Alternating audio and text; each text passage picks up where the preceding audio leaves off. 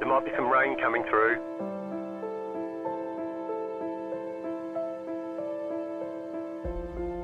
We expect rain soon.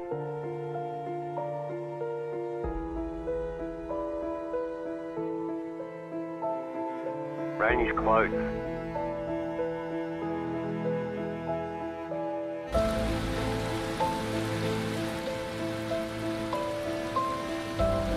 The session has been declared wet.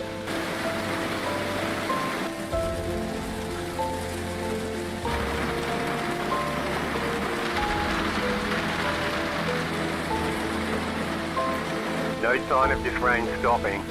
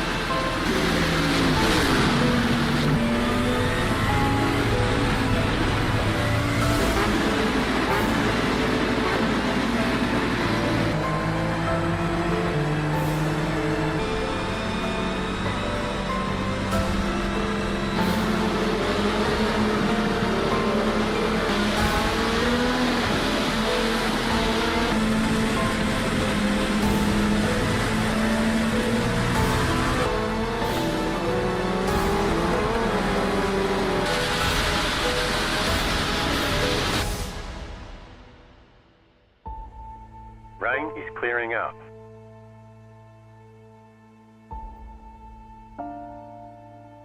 Rain should be gone for now. Nothing but sunshine all day.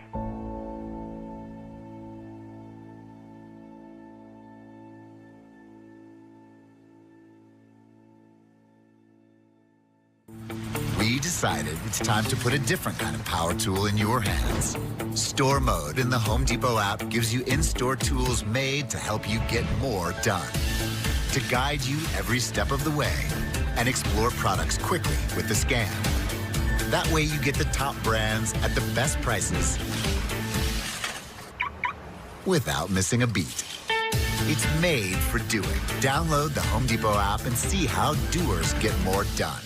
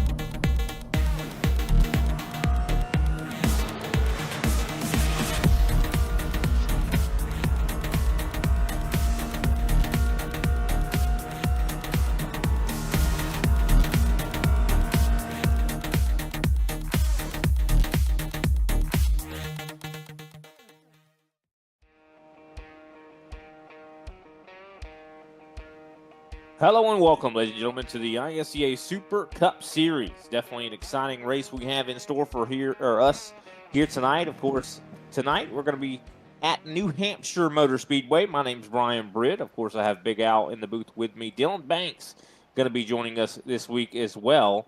And, of course, this is going to be a tricky one. Of course, I do believe they call this place the Magic Mile. We'll see how magic it really is. Of course, this is the Home Depot 200. How are you guys doing tonight? Going racing at the Magic Mile. This is definitely a very interesting short track. A lot different than a lot of other short tracks I've seen on the schedule.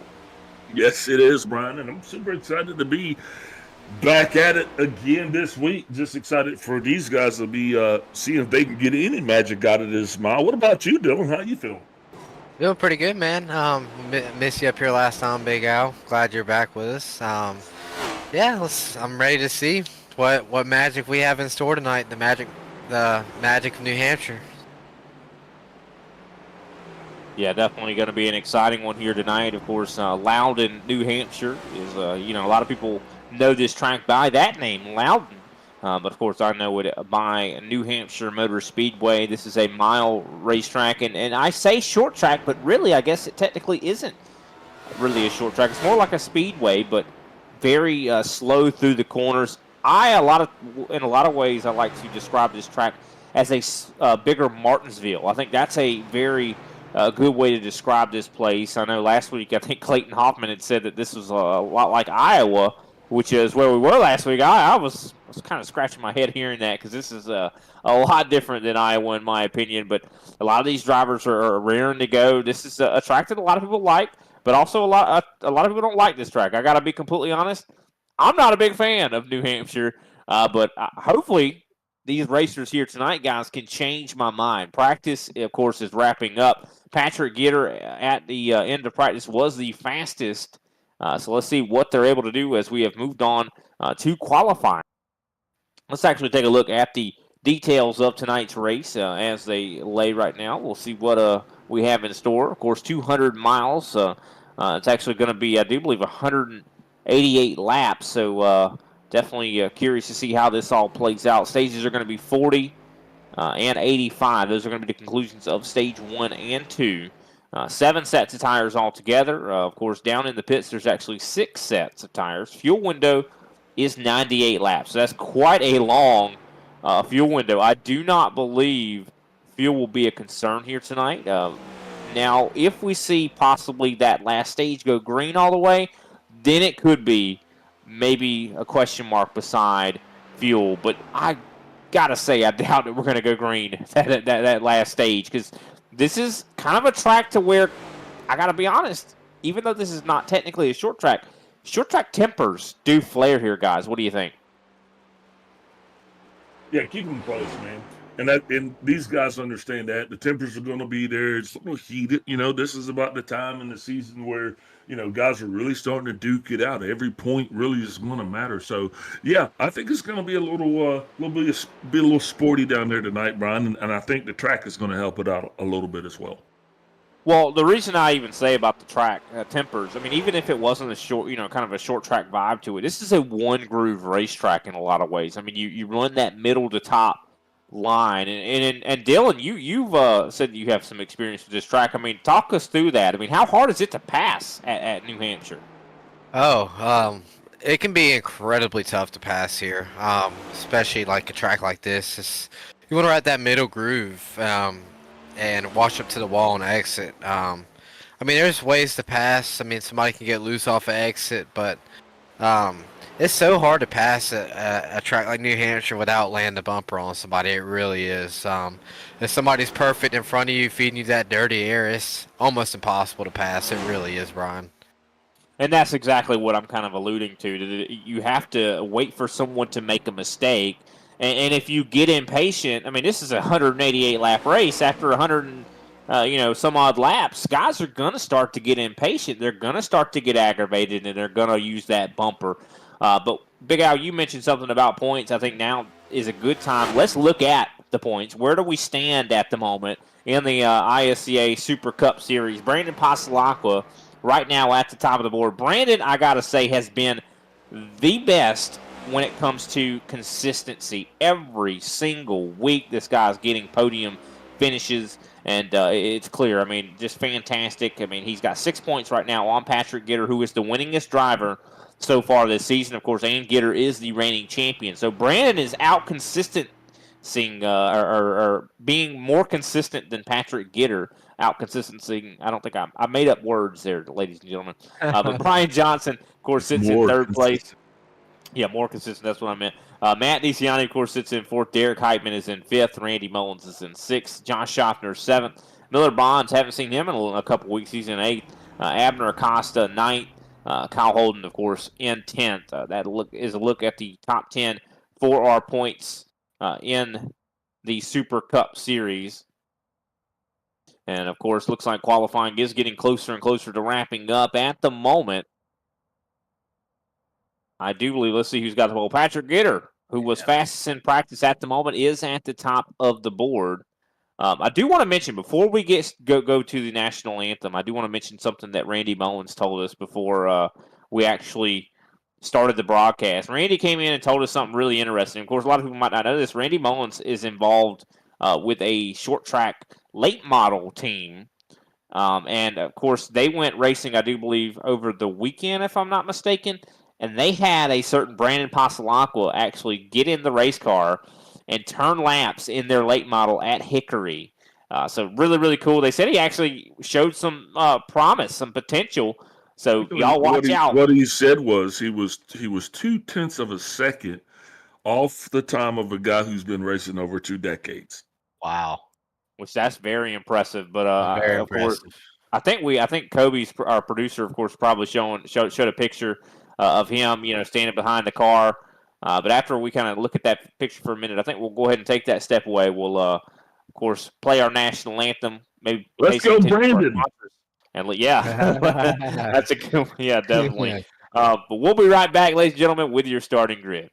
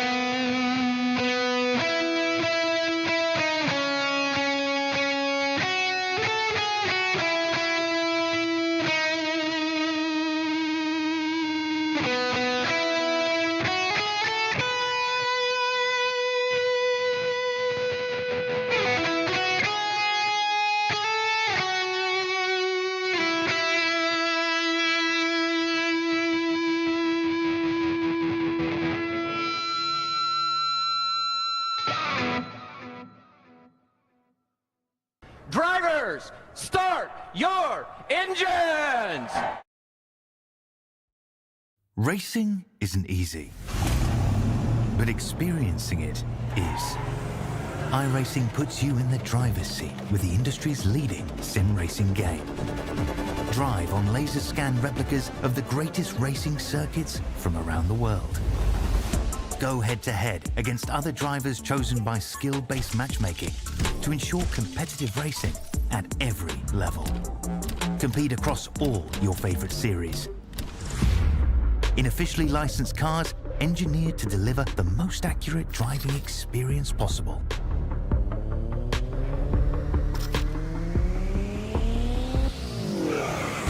Join a race or host your own with players from across the globe. Race against the computer or in a league with friends. Feel the thrill behind the wheel. Visit iRacing.com.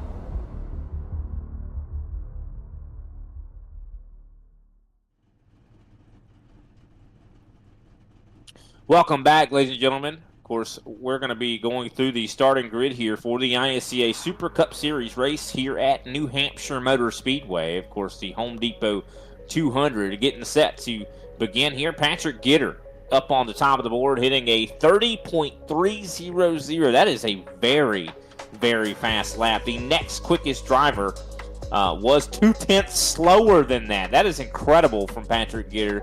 Matt DeCiani, of course, starts in second place. He's that other driver that got a 30.5 there. Paul Hill, who's been really impressing me here as of late, was really strong at the road course Sonoma. He's also been really strong here at other racetracks. He's in third. Brandon Pastelacqua, he starts fourth. Brian Johnson fifth. Randy Mullins in sixth. John Schoppner seventh. Tim Wortman Jr. in eighth. Jay Hone qualified ninth. So good top 10 starting spot for Hone. In 10th, Kenny Powell. All right, 11th is going to be J.C. Evans.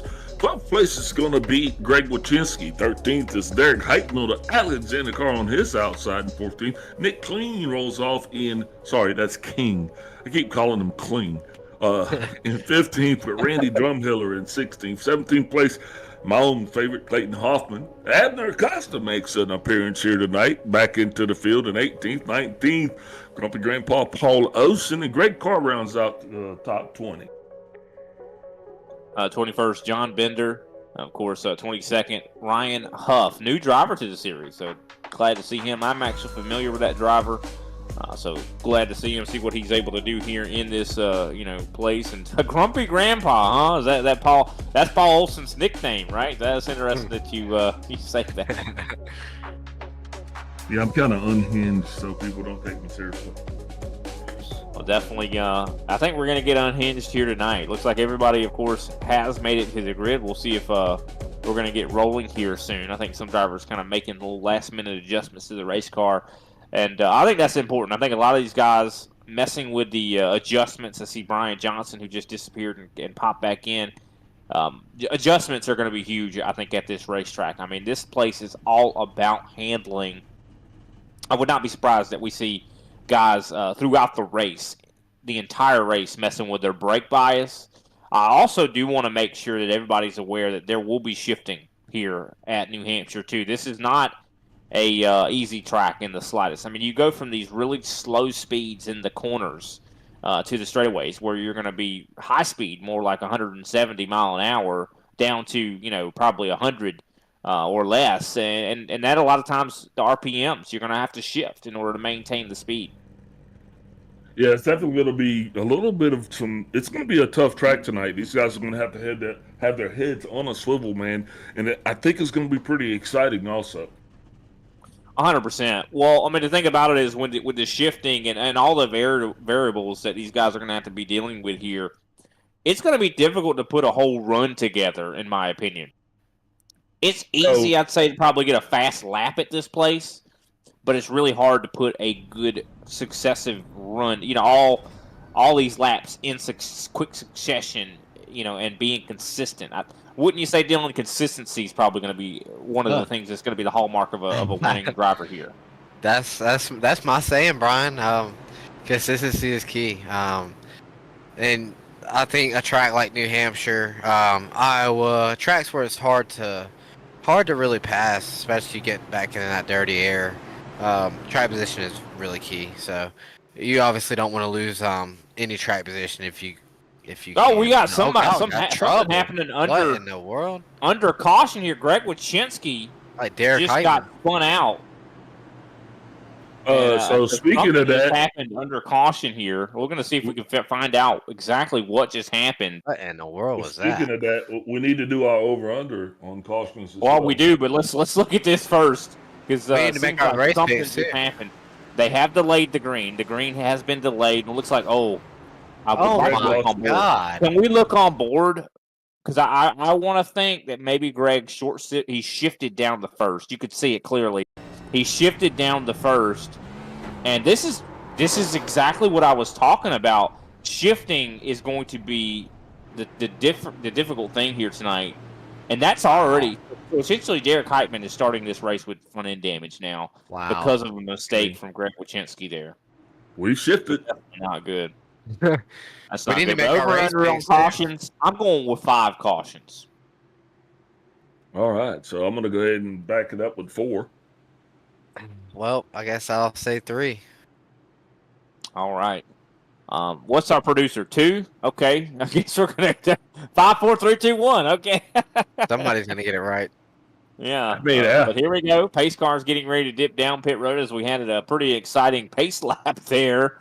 That's unfortunate for Heitman. Hopefully the damage is not too severe on that race car. I want to see if he does have any damage. That's gonna be pretty interesting. To see how well his car holds up. Well, here's the green flag. Patrick Gitter up through the gears at New Hampshire Motor Speedway, and it looks like he is going to possibly, he's going to lead lap number 1 possibly because he sails it into turn 1. Of course, Matt DeCiani side by side with Paul Hill. Now, this is kind of the scary part. Not a lot of these drivers have raced with each other here at New Hampshire. We can see further back almost some 3-wide action. There was 3-wide. I believe, fighting. Absolutely was 3-wide action. There's drivers just trying to get in where they fit in, Brian. Speaking of which, track temp right now showing to be 102 degrees. I want you to think about that as the sun goes down because this track is going to change, so drivers are going to have to make changes to their cars. Oh, probably JC Evans. JC Evans in turn spins out to 26 and Derek Heitman. Oh man, big wreck. In the back right there. So whoever's got Clayton Hoffman's race is over. That race is done there for the 92, and I saw Derek Heitman as well was involved in that. So we got a lot to unpack here. Yeah, a lot to big unpack. Accident. On lap 3 nonetheless, guys. Not what we were expecting, but it's definitely what we're dealing with. Yeah, 100%. This is unfortunate. Of course, I think this all, in a lot of ways, was a domino effect from J.C. Evans and Jay Hone, as you had mentioned. I think in a lot of ways, a lot of these guys were reacting to that. You see, of course, the 9 goes up the track, Kenny Powell. I think we see, I think that's Derek Heitman right there on the bottom, trying to avoid the 9. He gets sideways. Well, I think you need to back it up a little bit because the 24 got and made contact with the 9, and I think that's initially what started the whole thing. Yeah, and you see it right here. Of course, J.C. Evans kind of on the bottom side. The 24 is up on the higher side. J.C. just sent it in and got tight. That's exactly, you can see I don't put this really on the 24. I think the 9 just drove it in too deep, got tight, and unfortunately the 76 paid the price. The 92 paid the price. Yeah, I mean, all these race cars. Clayton Hoffman, the only driver showing the dreaded repairs required flag, and you see why. I mean, that was almost a direct shot to the wall there. I hope Clayton's all right. Probably going to have to check him out in the infield care center if you want. I think we might have time to do that. Yeah, I mean, I think that would be a good idea. Let's see if we can pull him up. That's horrible. I feel bad for you guys. All right, we got him here in the booth. Clayton Hoffman, we know you were just involved in that accident. No fault of your own, really. What did you see? They got together. Derek, I guess, I don't know if he had toe damage or something from that outlap incident, but he lost control of it. Looks like, I already looked back at it, looks like he was like trying to floor it to keep it down, then he locked it up and slid right up in front of me. I had nowhere to go, and then Nick King decided he wasn't going to lift or slow down at all and drove through me and then got killed because of that. Yeah, and it completely destroyed. I know you have a meatball flag. Is there any prospects of getting back on the racetrack? Not on the lead lap, unless we have a million cautions. Well, we're sorry to hear about that, Clayton. Anybody we can shout out for you before we let you get back to it? Yeah, just thanks to you guys in the booth. Thanks for Kenny for putting on the league. Yeah, I guess I need to start qualifying so something like that just doesn't happen on lap 1 or 2. All right, Clayton. Well, we'll see you later, bud. Thank you. All right, that was Clayton Hoffman, driver of the 92 machine. Definitely, you could tell how upset he is. I mean, and who can blame him? As we can see the pace car now dipping down pit road. Patrick Gitter set to get us back to green once again. And there it is, green flag back out in the air. Another good start there for Patrick Gitter. And what a race. We already have a caution like that. Yeah, if we already have a caution like that, I think Big Al's going to be the winner of the under-over. Come on, man. We got to run all these laps before we can start, broadcasting winners. But look, it's just showing how it's going to attest to how racy it's going to be down there tonight. I think that's the word. Guys are going to, like I said, they're going to have their heads on a swivel, man. Lots of things going on in front of you as well as behind you. And like Clayton said, guy didn't even bother to check up, and that's why he's not racing right now. Yeah, and I think Clayton would have hit the outside wall, but I don't think he would have hit it near as hard. I mean, the 3 kind of just essentially sped Clayton up in a lot of ways with that hit to his rear end, and it's unfortunate because, Clayton, since he's joined back in the series, has been lights out one of the best cars. I mean, everybody knows it, and unfortunately, one of the best cars is probably out of the race here tonight. Yeah, that's definitely too premature, man, and sorry about his luck, literally. I mean, that's just a bad way to go out, but hopefully we'll get some good racing and we won't lose a lot more drivers, but I think that's going to be a probability as well. Yeah, we could lose more, and I think track position, I think he really alluded to how important track position is. I mean, he said, I wish I had qualified. Even if he didn't get taken out, it would have been very difficult to drive his way through this field. Right now, Patrick Gitter looking very dominant. Look at the lap times this guy's putting down right now. He is the fastest car on the track by over a tenth. And he just looks like he has got that car handling just perfectly at the moment. And you don't want to give Patrick Gitter anything like this. Of course, green flag still out. Sounds like we have possibly someone spinning.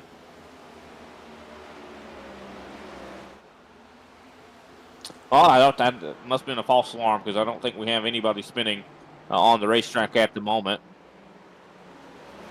Looks like maybe Paul Olson maybe with an issue. Our producer says that he has some sort of event. We could see if we can maybe see what exactly happened.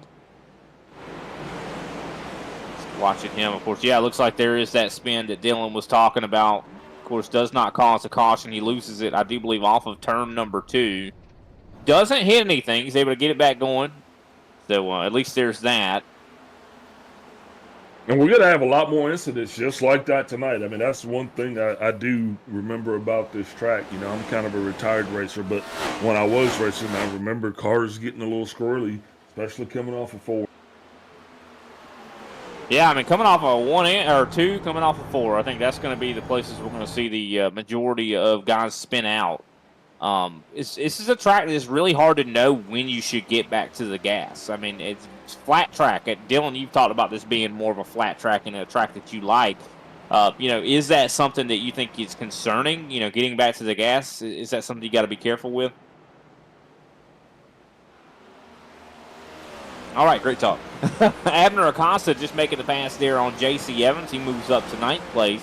Now, if anybody's going to be able to get up here and battle with Patrick Gitter, I think Abner's definitely one of them. He is a guy that is so good when it comes to using the brake pedal.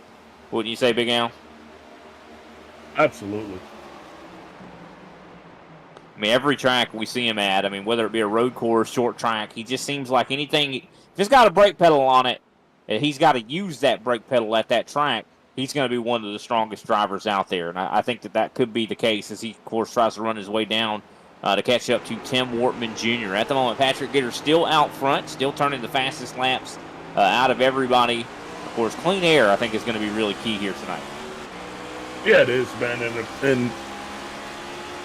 And we always see that Gitter gets out front, so he always gets the advantage of that clean air. And Clayton did say one thing I think that we're going to have to see what happens. He says he is going to start to qualify, and I'm going to see if that really is what happens. As the 54 Randy Mullins really checks up pretty good, and that allows the 55 of Abner Acosta to kind of get a run. Not sure what just happened with the Paradigm car, but anyway, way to go, Abner. Yeah, look. And this is a track where it's very easy to make a mistake. I mean, I would not be surprised that Randy started to get a little bit loose on exit, had to back out of the gas, and that slowed him down quite a bit, and also slowed Tim Wortman Jr. down. And the 55 was confident enough to pounce on that, and now he's up to 7th. So, I mean, a big move there for him. Of course, he's got quite a long way to get up to Brian Johnson, 1.3 seconds. And, of course, we do have about, I do believe, 25 seconds or 25 laps left here in stage number 1. Watching Kenny Powell at the moment. I think he's trying to catch up to teammate J.C. Evans. You see Jay Owen right there behind him. So a little bit of a train of cars from, I do believe, 8th back to 12th at the moment. Patrick Gitter now with about 0.8 of a second of a lead on teammate Matt DeCiani. What's really crazy is last time by, those guys ran the exact same lap time, a 31.055. I wonder why. I'm sure these guys have got countless laps running together out here, developing their strategy, figuring out which way they were going to go tonight. It's just time to execute those strategies, and having a 92 on pit road, that's definitely probably making a lot of guys feel better about themselves down there tonight. Yeah, I mean, I think that since he's come back, a lot of these guys have probably been like, man, we got to work a little bit harder in order to win these races. Because, I mean, when you have a guy like Clayton Hoffman making his way into a series, you're like, oh man, we got to work hard. This guy's not a slouch. He will beat you if you're not at the top of your game. And even if you're at the top of your game, he will still beat you. Now, Patrick Gitter knows that all too well. So I bet that does make him breathe just a little bit easier. But I mean, knowing a driver like the 21 Noah Patrick Gitter, he craves to have the best of the best fight him. Absolutely. And and that's what brings out the best in you. If you want to go out and get like in tremendous shape, you go out and you work out with like Arnold Schwarzenegger or something. You don't pick a rose and bar. I mean, so if you want to become, better, you need to be around guys that are better than you. That's just my opinion. No, I'm right there with you. No, I agree. I mean, if you want to become the best on the sim, you got to race the best on the sim. I mean, that's just the thing about it. I mean, you got to watch their lap times. You got to be challenged. You can't get complacent And so, you could tell that Gitter definitely wants that. He craves that. But I gotta give some credit to the 26 right now. Last time by, Paul Hill was the second fastest car on the racetrack. Of course, Abner Acosta was the fastest. But Paul Hill, who is this guy? I don't even know who this guy is. He showed up here over the a couple months ago, and he's just been coming in here and been really consistent. I mean, he's been a podium-level driver, it seems to be. I mean, Sonoma, the guy showed up and finished second, could have won the race.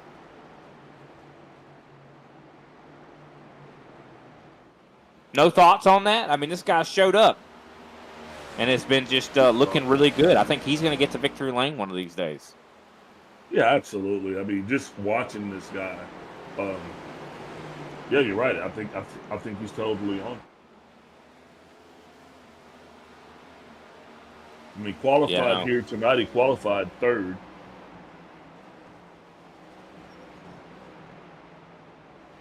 And his pace right now is looking good. I mean, 22 laps into this run, he's running identical lap times with Matt DeCiani and Patrick Gitter. And does he have a team affiliation? Did you know him? I'm not sure. I really don't know, to be completely honest. I don't know if he doesn't have any sort of setup shop displayed on his race car. So I'm not really sure. I mean, the front end of that, right? I saw a Premier, maybe. No, that's not Premier Racing setups. He's hanging with Heitman and DeCiani. That's curious. I mean, maybe that'd be something to ask him. I see Premier. I'm wondering if that has anything to do with the Premier Racing setup shop. Of course, I know that team. They've always been a competitive, team on iRacing. So I mean, maybe that's who he's rocking with, and it seems like they definitely showed up to play. Yeah, I tell you what, it's just going to give us something to ask him once we talk to him, because like you said, this guy is a podium driver here. We've seen that, no doubt. Yeah, no, I mean, he seems like he shows up and is really stepped up to the plate. I think when I first saw the 26, he didn't impress me, but I got to be honest, the last few races, I think it's been ever since Sonoma. Really, when I think Sonoma, he became a lot bigger on my radar, right? The blip became a lot bigger on the radar. Like, who is this guy? This guy's a big fish. Like, wait a second. Well, I'm sorry that you hadn't noticed that before, but the rest of us had already seen it, because he kind of came out here swinging, you know what I mean?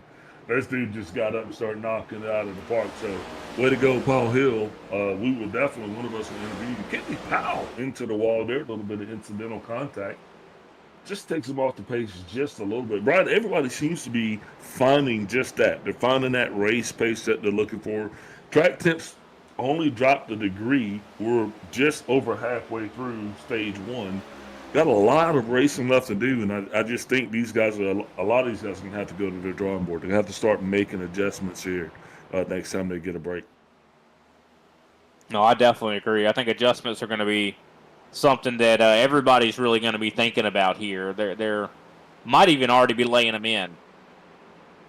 Because this is that point, I think, in the run that we're starting to see the chinks in the armor in a lot of ways on what my car is failing to do. I think that's what's so important about stage one and stage two. You got 40 laps roughly in both stages to kind of judge where your car's at. And the next stage, you can kind of experiment. Did the adjustments I made at the end of stage one work? What can I do to set myself up for stage three? I think that's where you see a race winner really, at a track like this especially. I mean, that the guy that's able to see what the car's doing, know what adjustments need to be made. Oh, Kenny Powell, very aggressive back to the throttle there. He's pedaling that thing like it's a helicopter. I mean, that's what we're seeing now. We're seeing a lot of these guys, their hands are full, man. This is not the Magic Mile. This is a tricky track here tonight. And it looks like, I mean, it doesn't look fun down there to me. That's what I was saying. I don't really like this track. Now, it's a driver's track, though. It is 100% a driver's track. There's not a whole lot of reference points at this track to kind of let you know when you should get back onto the gas. I mean, every lap, the car can handle a little bit different, to be honest with you. I mean, it's a tough track to get around, and you know, it's so hard to pass as well. You can be faster than somebody. Like I think Kenny is faster than JC, but I think it doesn't matter because JC, as long as he's in that racing groove, Kenny's not going to be able to pass him. It's you have to make a huge mistake in order to get past here. I mean, it's just well, it's go time right now. It's 10 laps to go in this stage, so if Kenny's going to try to make any dough whatsoever, make his time worthwhile, he's going to have to get creative. I mean, there's not a lot of give and take. There's not a lot of wiggle room. Drivers are going to have to try to make their own luck if they're going to try to have any hope for advancement out here. But right now, Kenny Powell finds himself on the outside of the bubble, and that just can't be feeling good. Yeah. No, that's not good at all. He needs as many points as he can get right now. I'm watching it. I had that same thought that our producer had, Kobe Jordan. I switched over to Brian Johnson and Abner Acosta, and he did it at exactly the same time because Abner is starting to put some pressure here on this 4 car. Here he goes to the inside as they enter turn 3 and 4. Abner, I got to say, looks like he's got a stout race car here tonight. I mean, I talked about it before. Any track that's, I'd say, that is considered to be a driver's track, Abner's got a chance to win. This guy is a driver through and through, Big Al. Yeah, definitely professional. I mean, we've seen him work in all types of different situations and all the types of tracks, whether it be an oval, whether it be a super speedway or a road course. I mean, you know who you're going to get with Abner. Abner Acosta, you're going to get one of the best drivers who's going to be in competition on that track at that time. Yeah, I mean, he made his way by Brian Johnson, which is not an easy feat at all. I mean, Brian is a proven winner as well in the ISCA. You don't pass him easily. Brian's been doing, leaps and bounds. We'll talk about this week in and week out. But, it's just a true testament of how much he has, in my opinion, improved this season. Him and Randy Mullins as well.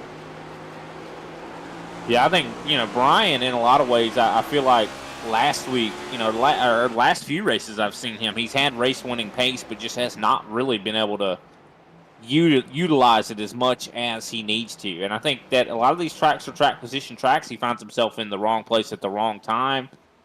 And it's just unfortunate as we see Abner trying to see if he can size up Josh Schaffner. Now, this is a good track for Josh Schaffner. Schaffner is a consistent type driver. He's a driver that really usually takes care of his stuff. But it looks like Abner, he's got it worked out right now as he gets past the 50. And now he's up into the top 5. Abner Acosta. Here comes the 4, though. Brian Johnson says, okay, Abner's going to pass my teammate. I'm going to pass him, too. As here we come. Now almost, I do believe, coming up to 5 laps left in stage number 1. Patrick Gitter putting on a heck of a show in stage 1, dominating absolutely as he is now almost out to 2 seconds of a lead. And he has not been slowing down very much. I mean, the lap times he's put together have been really fast compared to the rest of the field. I mean, he's been over a tenth faster every time. And then you take into account also that one of the top heavyweights got knocked out. I think he's looking possibly for another hat trick, man. I'm right there with you. I mean, from what I recall, didn't Patrick win last week? I mean, he dominated last week. Yep, stage 1, stage 2, and the overall victory. You went to the same man who's trying to do the same thing again. I mean, this is why the 21 is a champion. I mean, this guy, it's not like he's just good one week and, lays out the other weeks. No, he shows up ready to win races week in and week out. You can see that. One driver, though, starting to get a little bit of pressure to the rear end is Matt DeCiani. Paul Hill has started to reel that driver in, and it looks really good at the moment. So Paul definitely maybe in contention to fight for the second-place position as we're coming up to 2 laps to go in stage 1. Now, if these two get to fighting, there is another driver that could possibly benefit. Brandon Pasalakwa is not that far back either. Well, they're going to have to deal with this as this race goes longer because the lap traffic is going to be a factor. Kudos to Kenny Powell. He did make his way up into the top 10. But just like that, Brian, as fast as we started, I think we're going to end. We're getting ready to be done. Yep, looks like stage 1 is going to be complete very soon. Paul Hill, though, looking like he's got a really good handling race car. Catches up effortlessly to the back end of DeCiani. Can he make the pass? And look at Brandon coming. Brandon is quickly catching these guys, too. Yeah, I don't think this the end of this stage could come fast enough for some people. I'm just saying. Yeah, some of these guys are ready for this stage to end so they can lay in some adjustments. White flag, though, is out for stage number 1. Matt DeCiani under fire at the moment. Patrick Gitter, though, 2.7 seconds, 2.8 seconds, almost 3 seconds is the gap between teammate DeCiani. DeCiani is going to be needing to make some adjustments to that race car. Caution flag is out as we end stage number 1. Patrick Gitter, your stage 1 winner, absolutely dominant performance. I mean, I think he would have kept on pulling away if we stayed green. Matt DeCiani, 2nd place. Paul Hill, 3rd place. Brandon Pasalacqua, 4th. Abner Acosta, what a job from him. Worked his way all the way up to 5th. Brian Johnson, 6th. Josh Schaffner, 7th. Randy Mullins in 8th. Tim Wortman Jr., 9th. And Kenny Powell rounds out the top 10. With that, we're going to take a step away. We'll pay some attention to our sponsors. We'll come back and we'll talk to our stage 1 winner. We decided it's time to put a different kind of power tool in your hands. Store Mode in the Home Depot app gives you in-store tools made to help you get more done. To guide you every step of the way and explore products quickly with the scan. That way you get the top brands at the best prices without missing a beat. It's made for doing. Download the Home Depot app and see how doers get more done.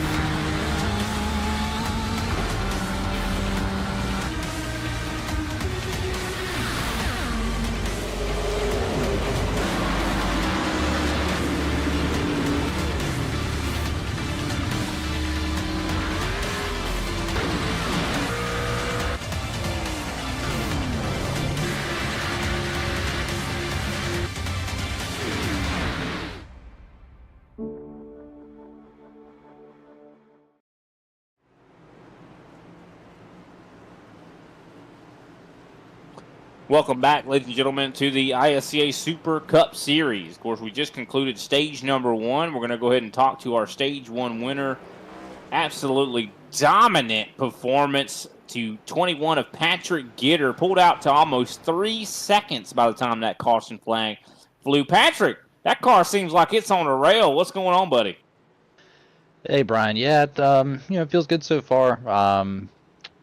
Just trying to kind of get a feel for how the track's going to change. I think it's going to cool off as the race progresses, so it kind of starting to think about, it's good now, but it doesn't matter if it falls off the end, so we're just trying to keep in mind how it might change. Yeah, it definitely could change quite a bit, of course, even as the rubber gets laid down. I mean, are you guys making adjustments as the run goes on? Yeah, we're making some adjustments here and there, just to try to get a feel if is the car starting to get too loose off exit, is it maintaining center turn, things like that. We'll definitely be keeping our eyes on as the race runs on here. Now, how big a deal do you think clean air is going to be? I mean, it seemed like it was very, very valuable to you. And do you worry about that if maybe you don't nail a pit stop and you're in dirty air? Yeah, even here, it's like part of it's dirty air, but a lot of it's just so hard to pass here. Like, it's all these short tracks, it's very difficult. And I mean, New Hampshire's almost like a one-line track, or one lane, at least as far as what's optimal and what's not. So definitely something to consider, and be trying to keep the clean air here. All right, we see where the pace car lights have gone out. Who can we shout out, Patrick, after your stage 1 win? Yeah, definitely Team Conti Sim Performance for the sets this week. Martin PC, Seminary Designs, and definitely you guys in the booth. All right. Thanks to Patrick, and we'll see you later. 10-4. All righty. That was Patrick Gitter, driver of the 21, and love to hear what love to hear what he's saying there, Big Al. I think he's got the right head on his shoulders. He knows that these guys got to make adjustments and keep up with this track. Yeah, absolutely. And like you said, it's almost like he was listening to what you said. And he just quoted you. It's a single line racetrack. And I think that's definitely going to be a big factor once we get further down the road. Pace cars off and out of the way. Green flag is back. Patrick Gitter gets us going. Wasting no time to find that line. He goes up high. And he's going to lead, go back out and actually assume the lead that he always has had. I'll tell you who nailed that restart, though. Abner Acosta is up to now third, battling at the moment with Brandon Pasalaco. Pasalaco trying to take third back. But I think Abner, once you give him a position, it's going to be really difficult to get that back. The 55, utilizing that higher groove. Now, the higher groove at this track can be really strong because you're able to get the momentum off the corner. You can see the 55 was able to do exactly that, and already the 55 up to the podium. Brandon Pasalaco trying to cut off the bleeding as Paul Hill attacks the 6. Run to stop the bleeding. I just want to mention one thing. I just noticed. I was like, I wondered, where did Abner Acosta start this race? I was kind of curious. Where did he start this race? Big Al, where do you think Abner started? If I was a guessing man or gambling man, I would say he started before. He started in 18th. Abner Acosta started this race in 18th, ladies and gentlemen. That's towards the back of the field. He's up in third. I mean, Patrick Gitter even just said it. He said it during his interview. It's hard to pass at New Hampshire. Clayton was going to set. Abner's been passing. Yeah, Clayton was going to do the same thing. He just met an untimely demise. Speaking of which, Clayton has mainly disconnected, so he is, forfeited his run here for this evening. Yeah, I had that information right in front of me. Abner starting back in 18th, but man, he is not in 18th anymore. He has got that Chevrolet Camaro rolling. And like I said, man, we've seen this guy do good everywhere. No matter what the surface, no matter how many turns occurs, he's gonna be on top. Yeah, no, I agree, and I just think that maybe I'm sure Patrick Gitter's aware as well, because I mean you got to know that a driver like the 21's probably got somebody in his ear, such as a Matt DeCiani, saying, "Hey, Abner drove his way up from 18th, and he's in third right now. We got to watch out. We got company." And also Paul Hill, who's been really, really fast as well. Brandon Pasalaco was really fast towards the end of that last run. Do want to remind our audience the stage 2 break will occur at the end of lap 85. And of course we'll see more stage points divvied out. Looks like Matt DeCiani's got a little bit more speed here on the short run. I'm wondering if he's maybe trying to catch up to the 21 to get some of that clean air. Well, speaking about clean air, let's talk about the track temp. When we started this thing, we were at 102 degrees. Now we're all the way down to 94 degrees. The outside temps only dropped 1 degree down to 70. Still got a pesky wind. Looks like it's going to be coming out of the northwest at 16, almost 17 miles an hour. So that wind's having a little bit of fun with it. The track temperature's actually starting to cool down. That's playing a hand in it. So if anybody's juggling, it's going to be these guys down here running around this New Hampshire Speedway. That's interesting. I think the wind, that could be a big deal. I mean, the wind at this track, I mean, this is already a track where handling is so important. And that wind, it'll make one side of the track behave completely different. I mean, if you were to look at, let's say, a over like map of this track, you would say, okay, both ends of this track are identical. You would probably think that. But when you have wind like that, it makes it to where, like, no, both sides of this track are not identical. It's going to make it handle completely different in 1 and 2 than it does in 3 and 4. Looks like we're having some a little bit of technical woes for Matt DeCiani. We're seeing some side-by-side battling, though. Tim Wortman Jr. and Tim Hone at the moment battling for the 9th place position. Hone, of course, is on that bottom side in that RFK Castrol throwback there. Of course, the 83 of Tim Hortman Jr. up top there in that blue machine. Looks like he might be able to get the run on exit, and I think he's going to have that 9th place position sealed up. J.C. Evans, of course, licking his lips as he sees the 19 in front of him.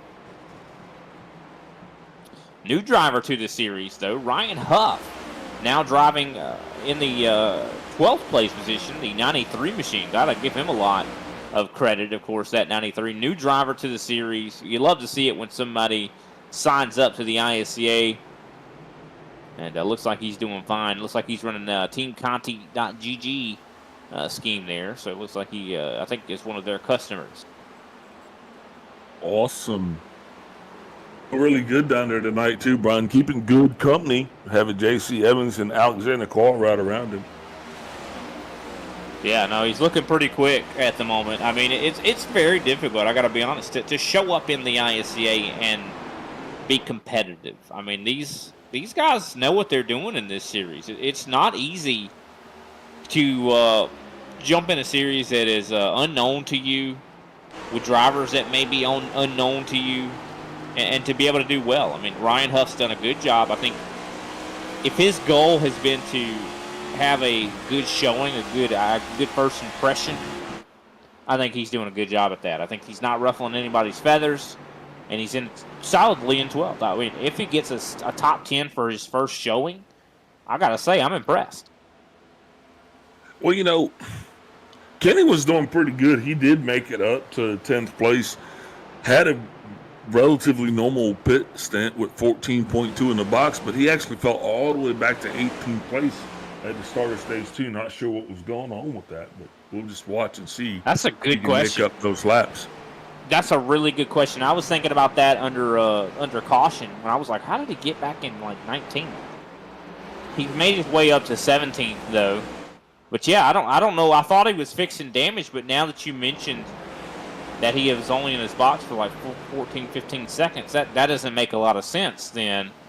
So I'm not sure. That's an interesting question about the 24. I mean, I think he's going to continue he's going to work his way forward and trying to get back into position. I'll tell you what, there's battling though happening a lot all over this track at the moment. Paul Hill, of course, has been battling with Abner Acosta. Looks like Abner has got a lot of pressure from the 26 at the moment. Well, you know, this is one of the things. These tires are going to have to find their sweet spot.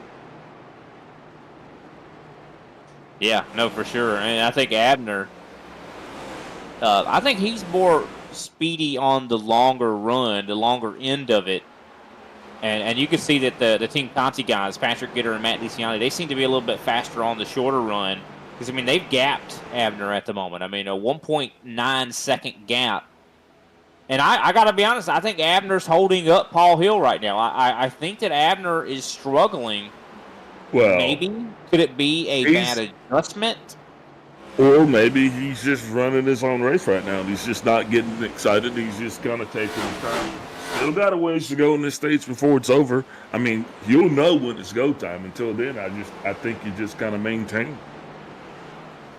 I don't know. Yeah, I mean, I just feel like Abner was a little bit better on the shorter run than the last stage. I mean, he drove his way from 18th all the way up to the top 5. I mean, that's a big move through the field. We'll see, though. I'm very curious. I mean, looking at lap times, his lap times are not bad. I mean, he's very close to what the leader, Patrick Gitter, is running. I'm just curious on how he lost so much time to Matt DeCiani. I mean, 1.8 seconds is quite a long time. I mean, we just went green, I believe, on lap 45 or so. So over about 15 to 16 or 17 laps, he's lost quite a bit of time to the top 2. And that's just something to be noted. I will tell you this, though. Brian Johnson looking really fast right now, 31.032. He was one of the fastest cars on the track last time by. As he is one, I talked about, I think, with Patrick Gitter, and I talked about as well with you guys, about the person that's going to probably win this race is going to be able to make adjustments as the race goes on. Now, someone that I know that is great at making adjustments is Brian Johnson. This guy could start out with a car that is not working very well, and throughout a race will make adjustments and make that thing work a lot better. He's that kind of guy that is almost like a driver/crew chief. You know what I mean?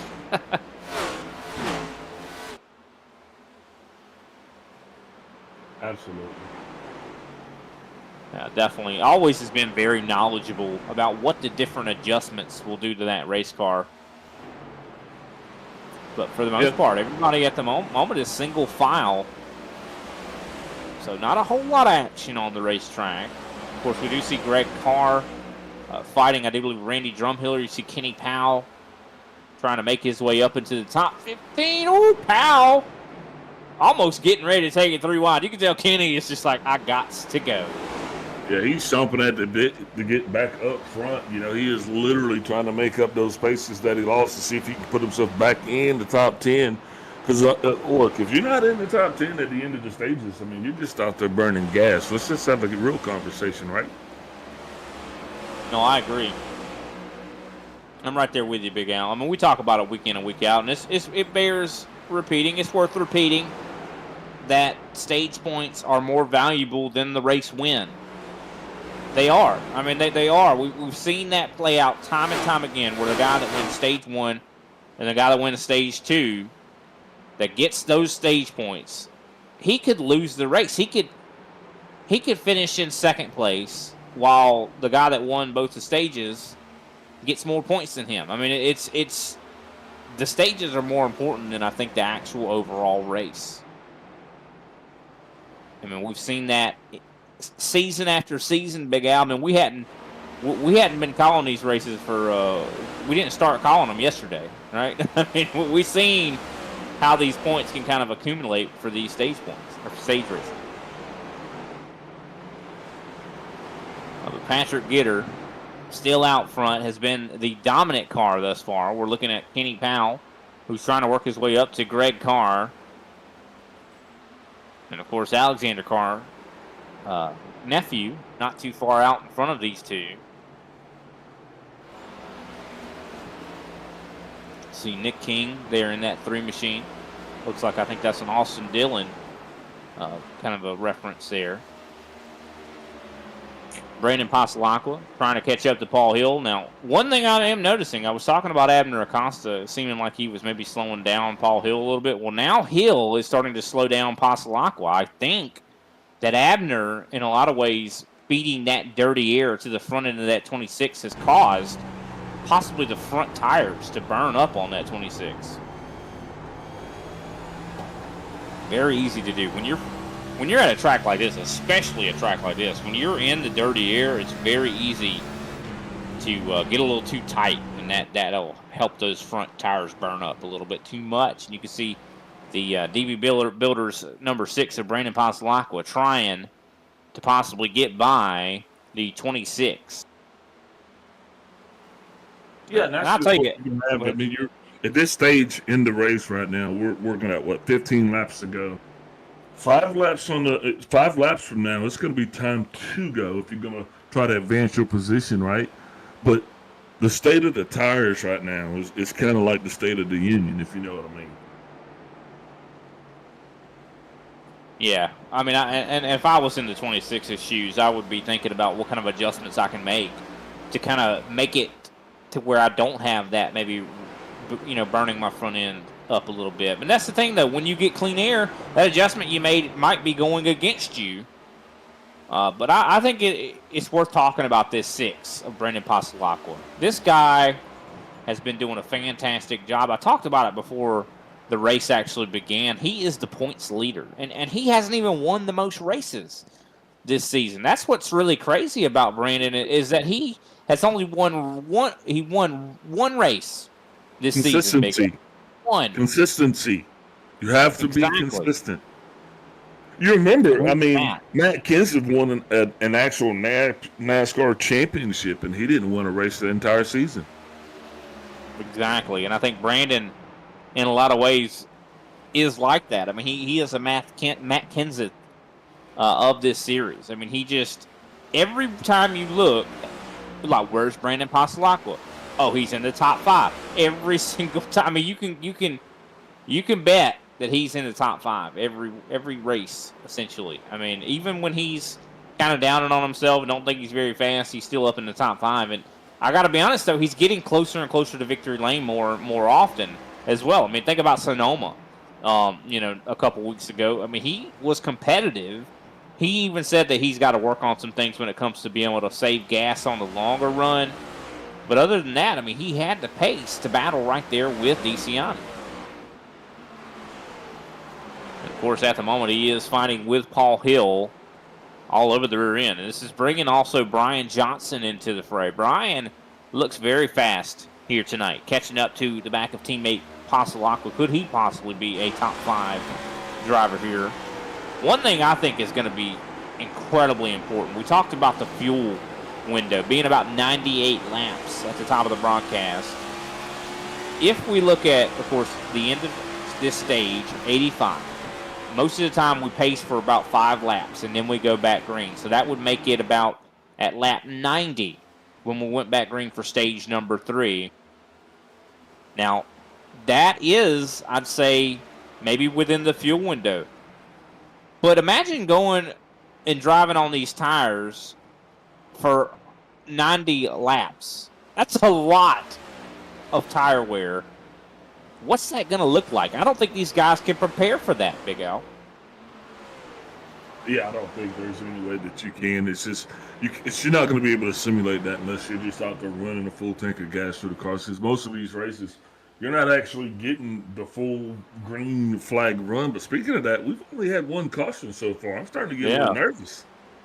That is true. That is very true. And I think the person that is closest to winning our over-under little contest is Kobe. No, you can't Jordan. be over and win. You still got to be on it or under.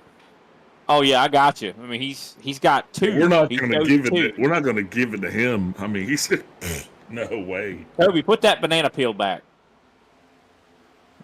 Yeah, I think he just tried to throw a banana peel out the window. But here we go. I think we are coming up now to 7 laps to go in stage number 2. And the battle's definitely heating up for 4th, 5th, and 6th at the moment. I got to say, I'm impressed with DeCiani. DeCiani has kept up with Patrick Gitter a lot better than he did in stage number 1. Stage 1, he could not keep up with the 21. Now it seems like maybe DeCiani made some adjustments. Car seems to be running a lot better for him right now. I feel like all in all, everybody's got more competitive in this stage. I feel like you can see there's more battling going on where a lot of these guys are getting more comfortable. And this is a track where seat time helps out a ton. You really want to, put the time in. And spending 80 laps on this track, in a lot of ways, that's practice. As we see a battle going on, Greg Wyszynski and Kenny Powell. Powell had worked his way up to 15th, and looks like, I think Wyszynski is taking that position. Look at that. John Bender as well. Sundrop machine. Man, I love that Sundrop car. That's a North Carolina staple right there. Yeah, and he's trying to fight his way up into the top 15 as well. Just 5 laps to go in this stage, and I want to point out that the leader is slowly encroaching upon the tail of the field, which means that once we do start this thing again in stage 3, before it's done, we will have to deal with lap traffic. And that'll change everything. It really will. I mean, lap traffic is going to make it exceptionally difficult for the leader because no one's going to want to let that leader go and go a lap down. And that is going to slow down the leader to where someone else could possibly come in and pounce. As we see this 3-car battle right now. Of course, this is, I do believe, at the edge of the top 15, Kenny Powell, Greg Wyszynski, and John Bender. I do want to mention that Brian Johnson is all over the back end of teammate Brandon Pasalacqua for 5th place at the moment. There is a battle up in the top 10. This is for stage points. As you can see, Brian trying to run a little bit of a higher groove to get the run down the backstretch. And I think the same thing that happened to Paul Hill happened to Brandon Pasalacqua. Brandon was in Paul Hill's draft in his dirty air for too long, and it caused his front tires to heat up a little bit too much, and that put him into Brian Johnson's, essentially his Grasp. proximity, I guess. I like it. Proximity, he says. Yeah, grasp. I like that, though, a lot better.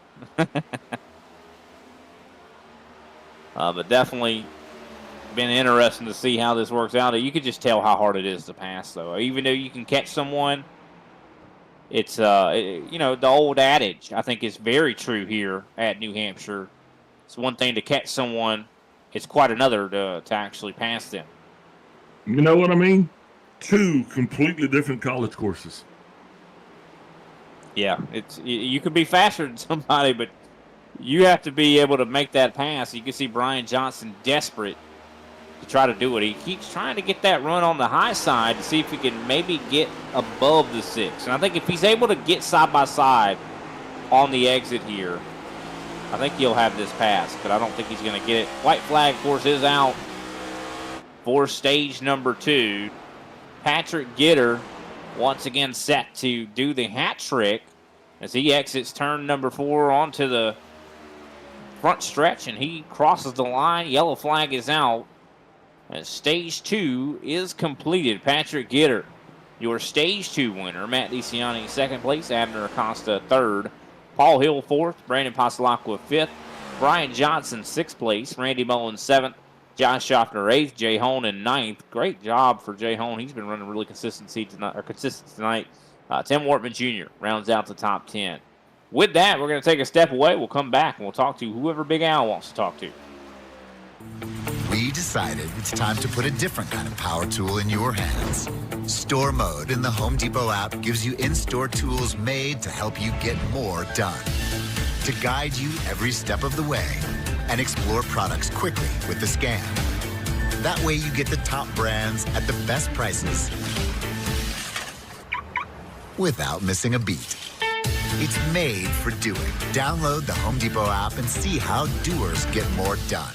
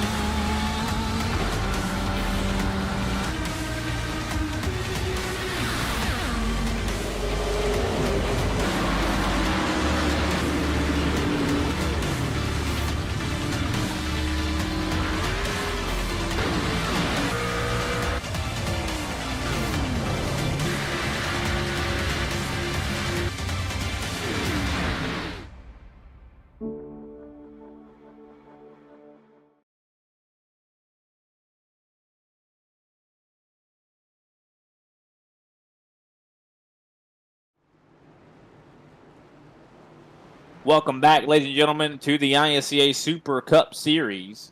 Of course, we just concluded stage number 2. Patrick Gitter was our stage 2 winner. I do believe Big Al has elected to talk to Brandon Pasalacqua. We're going to pull him in. All right, Brandon's in the booth, Big Al. Hey, Brandon Pasalacqua, Big Al up in the booth. You got me. I got you, Big Al. How are you? Hey, man, doing pretty good here. See that you got a lot of things going on, not just the top 5 finish here in the first 2 stages, but also a lot going on in life. Why don't you talk to us a little bit about your experience? Oh, yeah, you talked to Randy? Yeah, got to drive in a late model yesterday at Hickory Motor Speedway. Randy runs a team, and we took 2 hours to just have some fun and rip the car around. So, I've never been in a real race car, so it was definitely an experience, and I had a lot of fun. We did about 100 laps, and man, I fell out the seat, man. It was hot, but it was a lot of fun. Is this something that you think you would like to pursue a little bit more in the future? If the opportunity comes up, for sure. I'd need a lot of practice and time and effort would need to go into it. If an opportunity would ever come, yeah, but right now I just enjoy helping Randy on the race team. We already have a driver, and the owner drives, and we bring the second car to the track. So for me, I just like being at the racetrack, working on race cars. So if I can just do that the rest of my life, I'd be happy. If driving becomes a thing, then obviously I'll jump at the opportunity. Well, that's awesome, man. Your excitement excites us as well. You're doing pretty good down there tonight, man. What's your strategy going to be here for this next stage? Yeah, we're all just short on fuel, so I think it's just you're gonna have to just run as hard as you can for 50 laps. You gotta back up the pace just a little bit so you don't fall off. Because once you get bad on like I did with Paul, I burnt my tires up, and that's where you saw Brian did a great job saving his stuff a little bit. So there's that balance, but you're gonna have to split it up here halfway unless we get a caution. So we'll see who maximizes the pit stops. All right, man. Before let's go, who's gonna shout out here tonight? Yeah, shout out to my boys at Paradigm Motorsports, OB Builders, Doran Trim, and Ram Welding and Fabrication. Hey, man, appreciate you, and good luck to you. Hopefully, we can see you on the podium here at the end of this thing. I hope so. Thanks, Big Al. Alrighty, that was Brandon Pasalacqua. I'll get him back to where he needs to go. Of course, the green flag getting ready to fly once again here at New Hampshire Motor Speedway.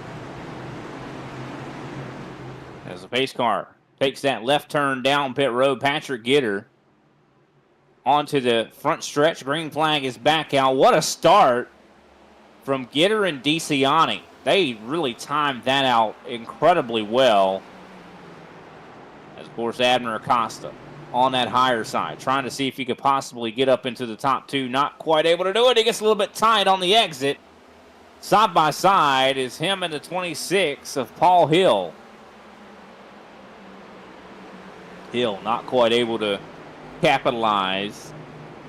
As, of course, we just started stage number 3. Now, really interesting to note what Brandon just said, Big Al, about them not being able to make it on fuel.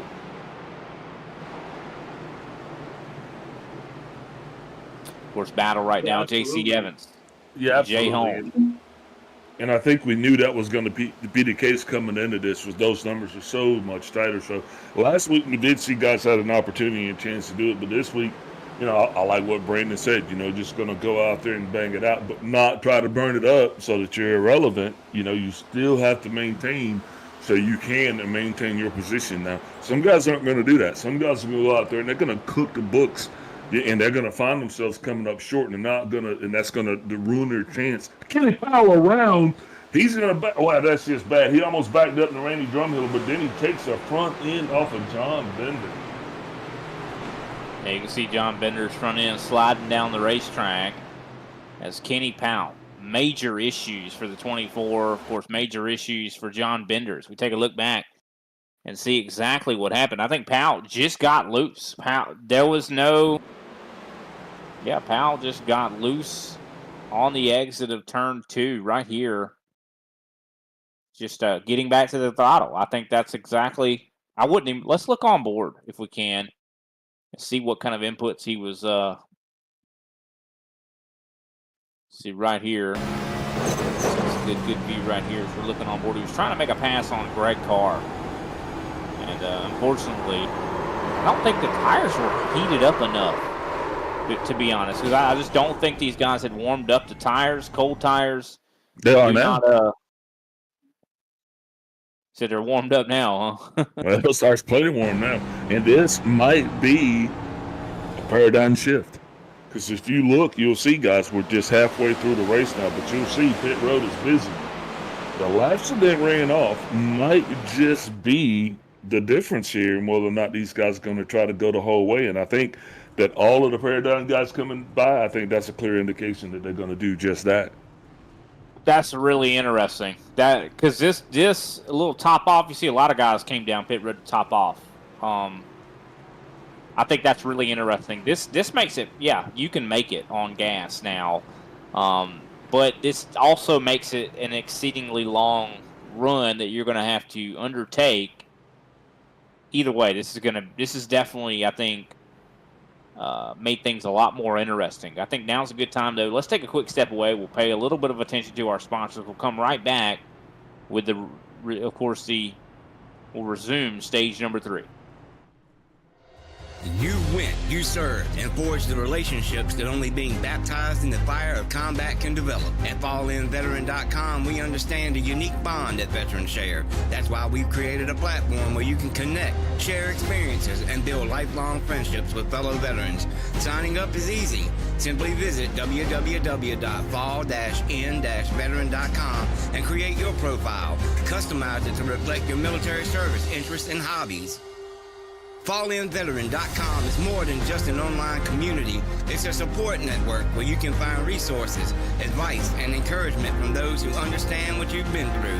Whether you're looking for camaraderie, mentorship, or simply a place to share your stories, FallInVeteran.com has it all. Join thousands of veterans who have already found their tribe and start connecting today. FallInVeteran.com. Come join us and experience the power of community. Sign up now at www.fall-in-veteran.com. Welcome back, ladies and gentlemen, to the ISCA Super Cup Series. Green flag getting ready to fly here. Pace car has just dipped down pit road, and there it is. The flag is waving as Patrick Gitter up through the gears. Another chance for a restart there. Abner Acosta, I got to be honest, did not capitalize like he should there. If he had timed it out right, he might have had a chance to get side by side with Matt DeCiani, but was not able to. Now battling with Paul Hill for third. J.C. Evans, look at him, up to fifth right now. Really great run for that 9 machinist. He, of course, is battling with Jay Hone at the moment. Now, that caution shook up the field, and I think this is going to cause a lot of faster guys to be behind slower guys, which could cause even more chaos, Big Al.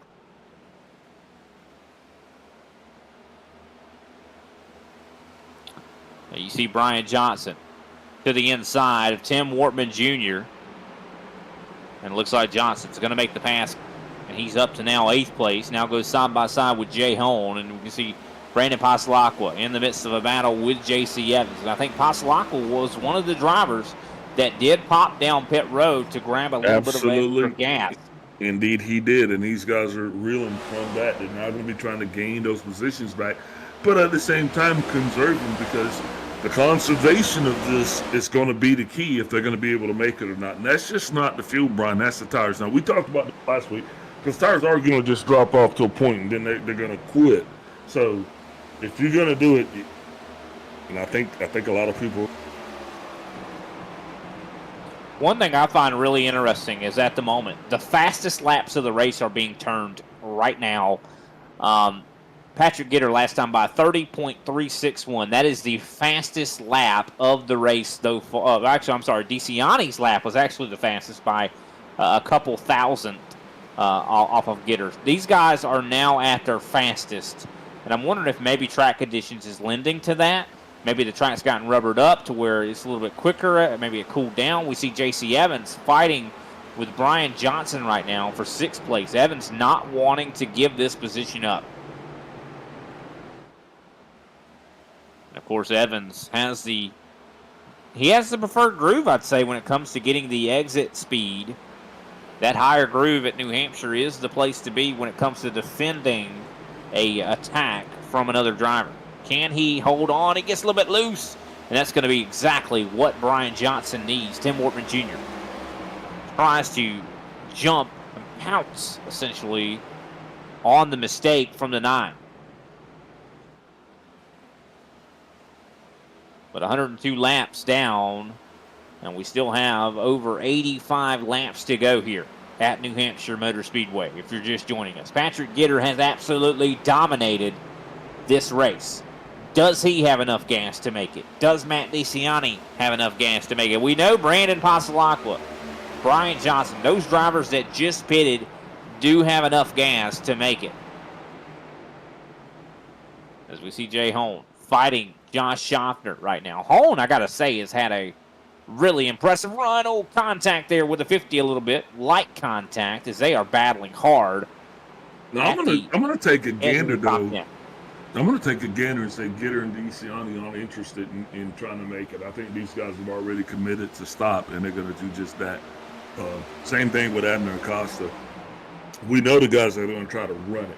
It's just going to be interesting to see if they stick to their strategy or if there's another caution that comes out, Brian, it changes everybody's strategy again. Well, my thought is though it was already tight, already on fuel. Like if you maybe could save a couple laps, you probably could make it on that run. And if that's the case, that caution itself was enough to save maybe those guys enough gas. So maybe they're already good. Maybe that, because I mean, when you're, a lot of people maybe out there watching don't know this, but when you're pacing, that's saving gas. You're not driving at race speed. The RPMs are low. You're essentially, saving. And a lot of guys, they could have even been clutching. They could have been doing a lot of different things to end up saving fuel here at New Hampshire to make that. Yeah, there's a lot of different ways. Yeah, it's just a thing, and you're all in conservation mode until you get the green light, and the green light says, "Hey, we've got enough gas to make it to the end of this thing," and then you can actually, be a little bit more aggressive. But these guys will be in conservation mode, just ensuring that no matter what happens, they're going to have enough to get by. Kenny Powell finds himself the first car that's going to actually go a lap down, trying to do his best. Another thing. But I think they're chomping at his bits right now, Brian. And that's another thing too, that because of how long this run is possibly going to be, is we're going to maybe see lap traffic, and you can see Kenny Powell. He's already a lap down, Big Al. He is already a lap down, and he's getting ready to go a second lap down. You can see Patrick Gitter. This is probably the first time, I gotta be honest, that Patrick Gitter has had dirty air. I'm wondering what this does to the handling of his race car. He has not been in dirty air all night long. Matt DeCiani, of course, has been. And, does this change the handling a lot for the 21? I mean, looking at speed right now, he's hitting still some of his fastest laps. What is the 24? Does he battle? No, he's going. Oh, he can't. I mean, Powell is way slower than Patrick Gitter by about a half a second. I don't think he's got a choice, really, to and unfortunately, 24 now 2 laps down. I mean, what would he even gain? I mean, literally, he would be the biggest talking point. He'd be on ESPN tomorrow. I mean, seriously, yeah. The best thing he could do is just try to move out of the way and save face and hope for another caution. Maybe a chance at a lucky dog. Yeah, and cautions definitely seem to be a rarity. I do want to mention that we have had now 2 cautions. We are at Kobe's number at the moment. Of course, there is some battling going on. Nick King fighting with J.C. Evans. You see Jay Hone right there. I do believe, if I'm not mistaken, Dylan, of course, Dylan's having some mic issues here. We haven't been able to really talk to him like we wanted to. But I think he chose 3, didn't he? And I think that 3. But hold on. Here's a review here. Since the issue with Chinsky and Heitman happened technically under caution, so it wouldn't have been normally counted because it extended that caution, I think it should get a vote, and then that would move it away from Kobe and give it. Whoa. I mean, I don't know. You got to put it to a vote. It happened under caution. It did not extend the race. But it extended the race, yes, because it... No, it didn't, because it didn't. Those laps were not counted to the overall total of laps. Yeah, but I was here calling that lap. I was on the clock. Oh, problems! And there it is. Well, you got your wish, Big Al. That's up to 3. And Nick King goes around. That's unfortunate. We're going to have to see exactly what happened. Jay Hone, I think, gets into the rear possibly of the 3. Let's see exactly what happens here. Jay Hone's been really fast here tonight. Probably wanted to get up there and hustle for... Oh, nope. Looks like that 3 just got loose. Loose under braking, I'd say. Maybe. Ooh, let's see. Does JC miss him? Wow, look at JC Evans, man. And he avoids the wall. Did he hit the wall?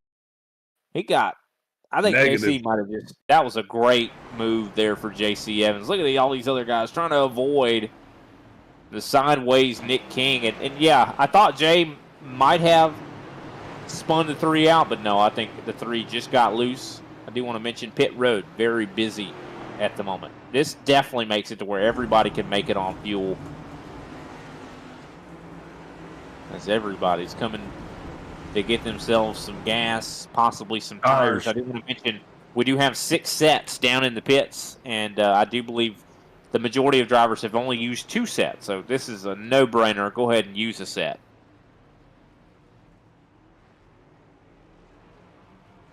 But Nick King actually electing to, I do believe, stay out on the racetrack.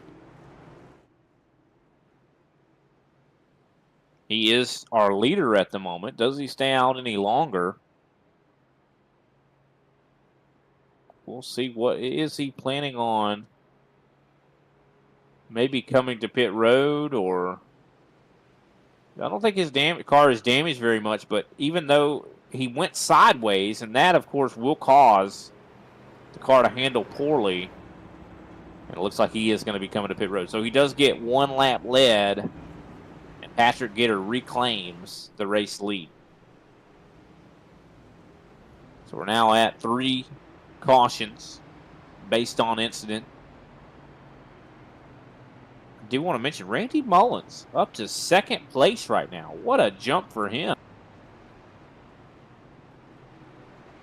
I want to mention exactly why he was able to get so many positions. Randy Mullins, I don't think, took tires. Spent 7.7 seconds in the box. I don't think he took tires. I think he just took fuel only. This is going to be interesting. Or right sides. I think right sides takes about 9 seconds. I don't think he took tires at all. Maybe he could have. I don't know. I mean, yeah, maybe. I mean, I'm very curious if he took right side. He could have, and I think that would have been a good call. I mean, I think the right side call. These guys haven't ran that long on a set of tires. A right side tire only call would not be a bad choice. I don't believe. Either way, he gained a lot of track position, up to 2nd place now. And this is, in a lot of ways, going to split up the Team Conti 1-2 that DeCiani and Patrick Gitter has been kind of benefiting from or enjoying.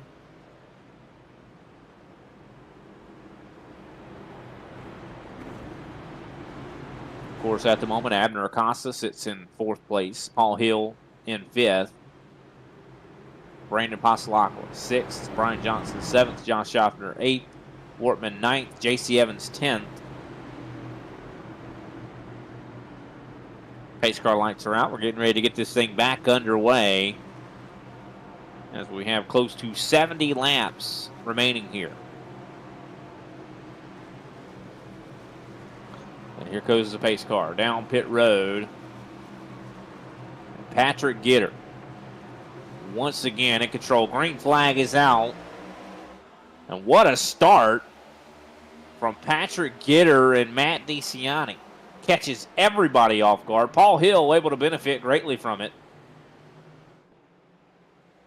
Top line just did not get going. Randy Mullins, all that position he gained, essentially disappearing like vapor. Oh, there's another problem. Ran over the ground. Way to go. He drifted out of that one. That was a 54. Randy Mullins not to be denied. Way to go, Randy. He gets the Drifters Award of the day. Yeah, I don't think he lost a lot of positions, back to now 12th place. Yeah, but he didn't scratch the paint on that thing, so that's the way to go, Randy. We see no caution, as we of course see he is being followed by Abner Acosta. Now, I do want to mention, I think the 54 did not have tires on the race car, but unfortunately the 55, no mercy. Unfortunately, you see Abner Acosta gets into the rear end. And, Abner was just trying to get all he could. I mean, we're in stage 3. He's got to do what he can to get positions here. And, unfortunately, the 54 was in the way. And But what a save from Randy Mullins. Able to keep that thing driving and keep us from not having a caution. Or keep us from having a caution. That's a double negative. Sorry, ladies and gentlemen. But Abner in the heated battle right now with Brian Johnson. Abner, of course, has recovered and is up to now 5th. You see Josh Schaffner. He's up to a race high of 7th place. Patrick Gitter, last time by, turned his fastest lap of the race, 30.88. That is incredibly fast. That's faster than his qualifying lap. His qualifying speed was a 30.3, and his lap in the race has outdone that. Isn't that impressive? I wonder if it's got something to do. It's got to be the track conditions. Big Al, what are our conditions looking like right now?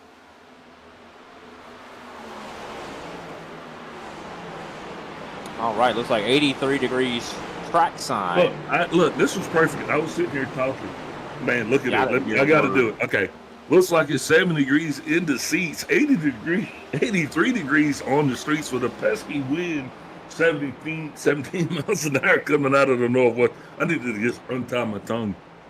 But yeah, track temp is definitely cooling down, and that's having a whole lot to do with these guys they're getting the goodies. They're reaping the benefits of being patient, because now, Brian, I think these cars are hooking up and everybody seems to be smiling.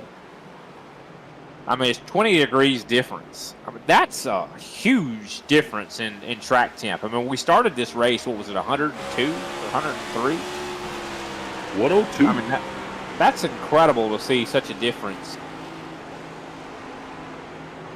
As you see Jay Hone, of course, looking on the roof of Jay Hone at the moment as he's battling his way up to the back bumper of J.C. Evans. Trying to see if he can get some positions. Hone has been fast. I got to say, I'm just impressed with what that 19 has managed to accomplish here tonight. As, of course, Patrick Gitter and DeCiani start to pull away from Paul Hill. But Jay, you could tell he is comfortable in that race car. He looks like he wants to get up there and let them horses, run as he's all over the 9 machine. Can he get underneath? Can he make the pass happen? I think one of the most improved drivers this season has been the 19 of Jay Hone.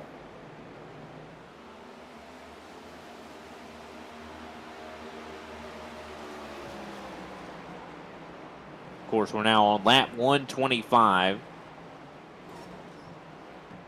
As we see battling in the top 10. Hone still trying to work his way up to the back of the 9. Starts to fall off a little bit. Tim Wortman Jr. trying to attack Josh Schaffner. One thing that we really got to take and highlight is the fact that Jay Hone was battling for 9th place against J.C. Evans, okay? And that's a big deal. Tim Wortman Jr., he's in 8th place. So we got some guys that haven't been up front in a minute up front, Brian, and if that don't get you excited, I don't know what does. Yeah, no, these guys are definitely looking good right now. And I think a lot of that has to do with the handling of the car being maybe a little bit better at the moment because of the track conditions kind of changing into a more favorable, sort of status, if you will. Patrick Gitter, he even mentioned it during his interview at the end of stage 1, how he knew that this track was going to change, and it's going to be hard to keep up with it. But I think some of these changes to the track have been suiting a lot of these guys. Of course, they're still running some very, very quick laps. Patrick Gitter last time by 30.4. Looking at Derek Heitman. Heitman has been someone we haven't really talked about since the beginning of this race. He is usually a front runner. Derek Heitman is usually someone we talk about winning the race at his first attempt at the track. Of course, that's kind of a running joke that we've had for a long time. But I got to be honest, Heitman started this race kind of with his hand tied behind his back in a lot of ways. Because of the contact with him and Wachinski before the green flag even flew. And of course, he also had issues with Clayton Hoffman not too far after that. On lap 3, I think the caution came out. So really the 76 has had a rough day. And now he's starting to work his way back up into the top 10. speed's not too bad right now. So it's just a driver we haven't talked about a lot. And usually we expect him to win. No, we talked about him. We just hadn't been giving him his positive graces that we usually do. But yeah, Heitman's definitely in it to win it. It's good to see that he's actually battled back from adversity, you know, because like you said, he had a lot of stuff thrown at him. So way to go, Derek. Yeah, no, I'm definitely impressed that he's, been determined to get all he can out of this race. Of course, as he gets by Randy Mullins for that 11th place position. Randy's just struggling. Looking at lap times right now, he is just not liking the handling of that race car. As we see Jay Holt to the inside of the 9 machine. Jay determined to get this 9th place position. But JC determined not to give up 9th place. It looks like Jay's going to send it in. And I think he's going to move himself up into 9th. Good pass there for Jay Holt. Man, we've got a lot of single file racing going on here, and I think this is probably going to be what we see for the remaining 58 laps or so that are going to run this thing. Barring a late race caution, I think guys are just pretty much going to be tucked in where they're at here, Brian. Yeah, no, I think you're right. I think we're starting to see pretty much everybody's got their rhythm. They know where their car is, running. They know what their car runs best at, I should say. So we'll see. I mean, I think we'll see some battling probably on the edge of the top 5. I think Abner Acosta probably not going to be content where he's running at. Probably we'll see him attack Brandon Passalacqua. Brian Johnson, of course, not far back from the 55. Josh Schaffner, Tim Wortman Jr. All these guys, they're very close to one another. I think that's where the battling is going to happen from about 4th back. Of course, Patrick Gitter, though, I don't think anybody's really going to be able to battle him. He has just shown a tremendous amount of pace. It just seems like he's been the dominant car here tonight. I don't think anybody's had anything for Patrick Gitter all race long. No one has been able to come even touch him.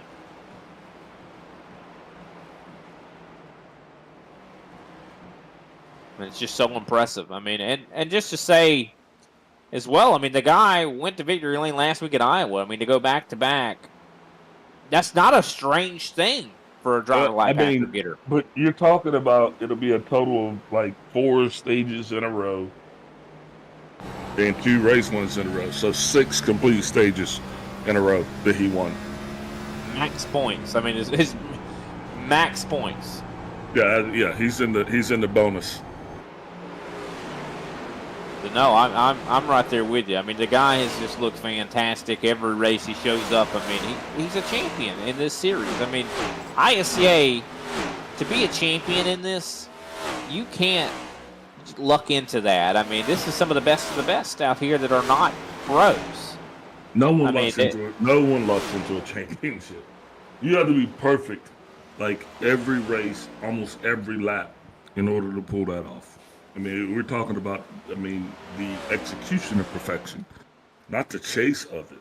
I mean, this guy's, he's caught it, and now he's executing it. Yeah, no, he definitely is. We call that a clinic where I come from.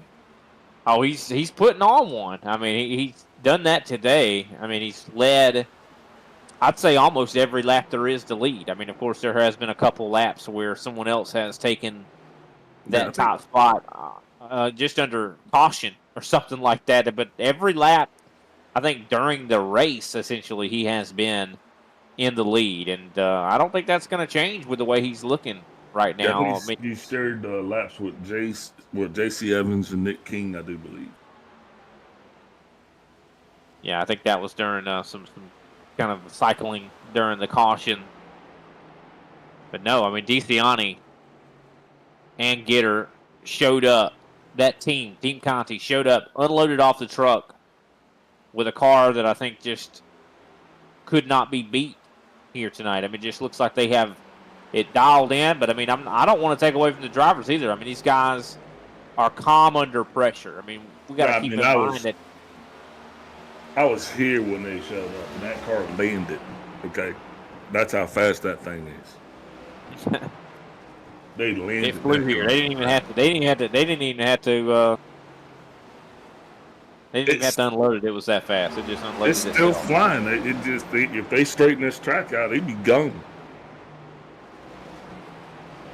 And I also want to mention that, of course, Patrick Gitter won last week at Iowa. But the race before that, Matt DeCiani won Sonoma.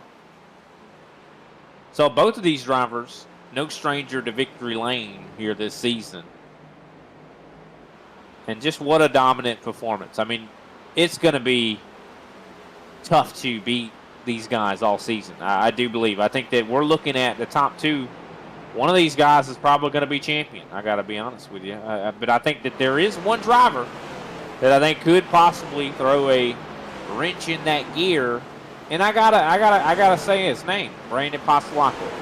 I think he's the one that I think has a chance to be that upset winner, that upset champion, the underdog champion. And everybody loves that underdog champion, don't you, Big Al? Yeah, absolutely. They're gonna love the underdog.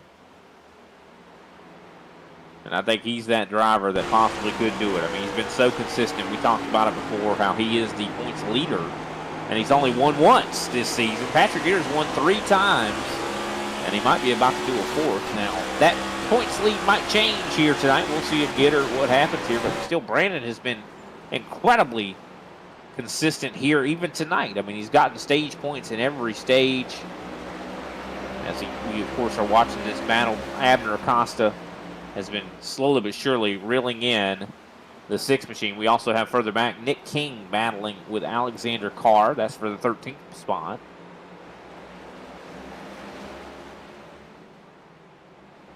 And of course, you see that's Randy Mullins being caught by Derek Heitman. Looks like Randy actually is starting to, I think the car is starting to come back to him a little bit, even though he is on a little bit older tires than the rest of the field. Car seems like it is coming back to him, as Derek Heitman, I think, had a little bit of a moment, actually fell back to 12th. Of course, the 76 has been, in a lot of ways, just dealing with a bad race. I mean, this has just not been a good race for the 76. It's had struggles. Yeah. I mean, his race started crappy before the race even started. I mean, you understand what I'm saying? I mean, he just got caught up before he even got going good. So whenever that happens, and the same thing with Clayton Hoffman, because right after that, Heitman was involved in an incident that actually took Clayton Hoffman out of the race. So, yeah, it's wicked when all of that occurs, man. And what we got now is, looks like we got cars on, literally every corner of the race right now. So the leader is definitely going to be coming into lap traffic sooner than later. He's got the 5 with Greg Wojcinski that he'll be navigating around. Then he gets a little bit of a break before he comes up on the 25 Gary Carr. But I think that this is going to be the status quo here for the remainder of the race, barring some late race caution. Well, one good thing about Patrick Gitter, catching lap traffic, or, I should say one of the things that kind of is going to be a comforting fact is that Patrick is probably a good bit faster than the guys that he's going to catch. Other tracks, like, mile and a half, those other guys are going to still be able to kind of defend a lot better. I don't think you can defend as hard here when you're a half a second slower than someone else. You're right, but here's the problem. Once he gets getting past Wojcinski, I think that's going to be pretty easy. Greg's got a little bit of a hurt car that he's dealing with, so I think he'll probably yield to let the leader go by. But Brian, after that, the 76, Derek Heitman just had a big whoop whoop. And he came to a rest on, I do believe, one of the access roads or road course portions of this racetrack and actually towed. I'm not sure if there was something that went wrong. I do see some damage on his race car. Let's see. We're looking at the 76. 76 of Derek Heitman. Let's see exactly. I think he just calls it quits right here. So it looks like nothing actually happened. I got to be honest, I think he's probably a little frustrated. I would not be surprised that Heitman's like, I give up. And you know what's so sad about it, too, though? We know Derek is capable of winning, and he could be, if the race I think had started in the right in the way he probably wanted it to, he would be up there with Gitter and DeCiani right now. I mean, and I think, like I was just saying, man, he got smacked down before lap 5. So yeah, that's kind of hard to overcome those odds. Two incidents before lap 5. I mean, that's crazy. and we also got to keep in mind, I mean, Derek did not qualify as well as he probably would have liked as well. I mean, he started in 13th. I mean, just like Clayton started in 17th. I mean, I would bet that Derek would echo what Clayton Hoffman said, that I should have qualified better. Yeah. Well, I mean, and those guys will definitely do that from going forward. You know, you live and you learn. 21 has gotten past Greg. Yeah, he's gotten past Greg Wyszynski now, so it's gonna be easy sailing. But unfortunately, once he catches up to the next car, it's going to be car after car after car until the end of this thing. And that is where his frustration is going to start to mount. Yeah, for sure. Well, one good thing about it, though, is the guy that is going to benefit from Patrick catching lap cars is Matt DeCiani, and that's a teammate. So if it was somebody else, it would be a little bit more of a difficult scenario, because they wouldn't have a little bit of more give and take, I'd say. But I also want to apologize, because it's not going to be car after car. It's going to be a car, a POW, a drum hiller, and then a car. That's funny, Big Al. I got to give you that. That's pretty funny. And play on words, of course, Alexander Carr and Greg Carr. Yeah. I was thinking that. I was thinking, like, I wonder if he's going to do any sort of play on words with their last names. And you did not disappoint there, Big Al. Of course, Abner attacking Pasalacqua at the moment. Can he make this charge? Of course, Brandon just fast enough to hold off Abner at the moment. This is where I think the frustration starts to really build when you're in the 55 sheet. You know, if I was sitting in his seat right now, I'd be frustrated because, I mean, the guy ahead of me is just fast enough to keep me behind him. And he's already done this once, you know, and plus Brandon Pasalacqua, he learned this. You know, he learned it at the hands of Paul Hill. I think Acosta learned it at the hands of Brian Johnson. So when you're back there, you really have to cool your jets, because that's the only way you're going to save your tires. You know, because you're back there and you're giving it everything she's got. The guy in front of you, he's really just running this line. And before you know it, man, you done smoked a set of Goodyears. Exactly. No, 100%. I'm right there with you. And it's kind of one of those deals to where it's like a double-edged sword. I mean, you could just resign yourself to sit behind somebody, or you can get after it. Either way, you're going to be sitting behind them. It just doesn't seem like it. You know, it's so difficult to pass here. I mean, it's just you have to wait for the guy to make a mistake. Do you really try to push him and intimidate him, maybe burn your tires up, or do you just kind of just hang out? That's a difficult question to answer. And and to be honest, next week is going to be much of the same. Nashville Super Speedway, of course, a 1.33 mile track. It's a concrete track, so there's going to be a lot of tire wear. Line. It's like, who keeps developing these single line racetracks? I don't know. I got to be honest. I don't. That's another track that I don't like. I mean, it's just. I mean, it's fun to get around that place, but when you're trying to pass someone, it's just not. It's like, I mean, it's a track that it's going to be impossible to pass.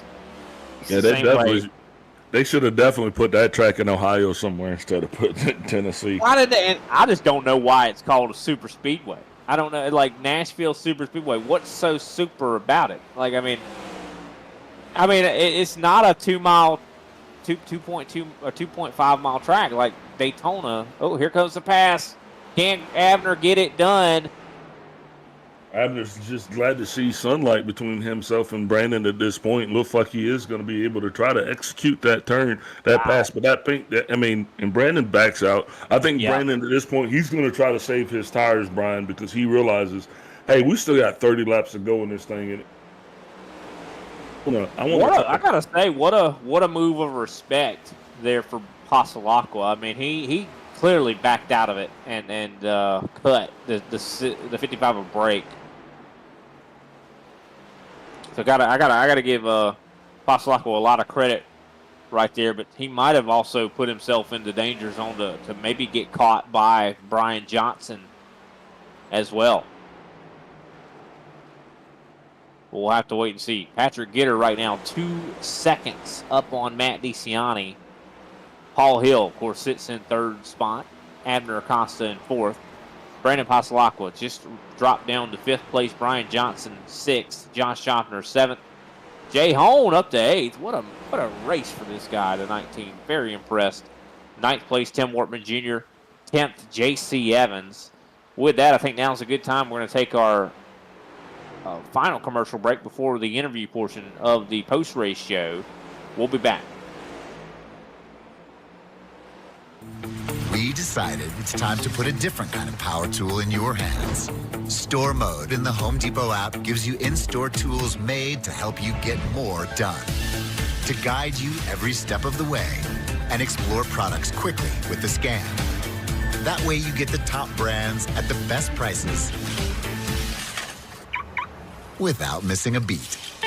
It's made for doing. Download the Home Depot app and see how doers get more done. Racing isn't easy, but experiencing it is. iRacing puts you in the driver's seat with the industry's leading sim racing game. Drive on laser scan replicas of the greatest racing circuits from around the world.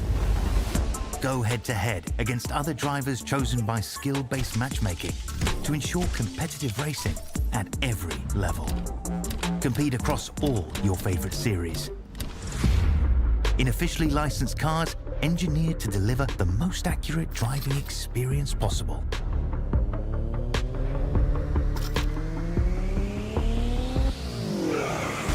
Join a race or host your own with players from across the globe. Race against the computer or in a league with friends. Feel the thrill behind the wheel. Visit iRacing.com.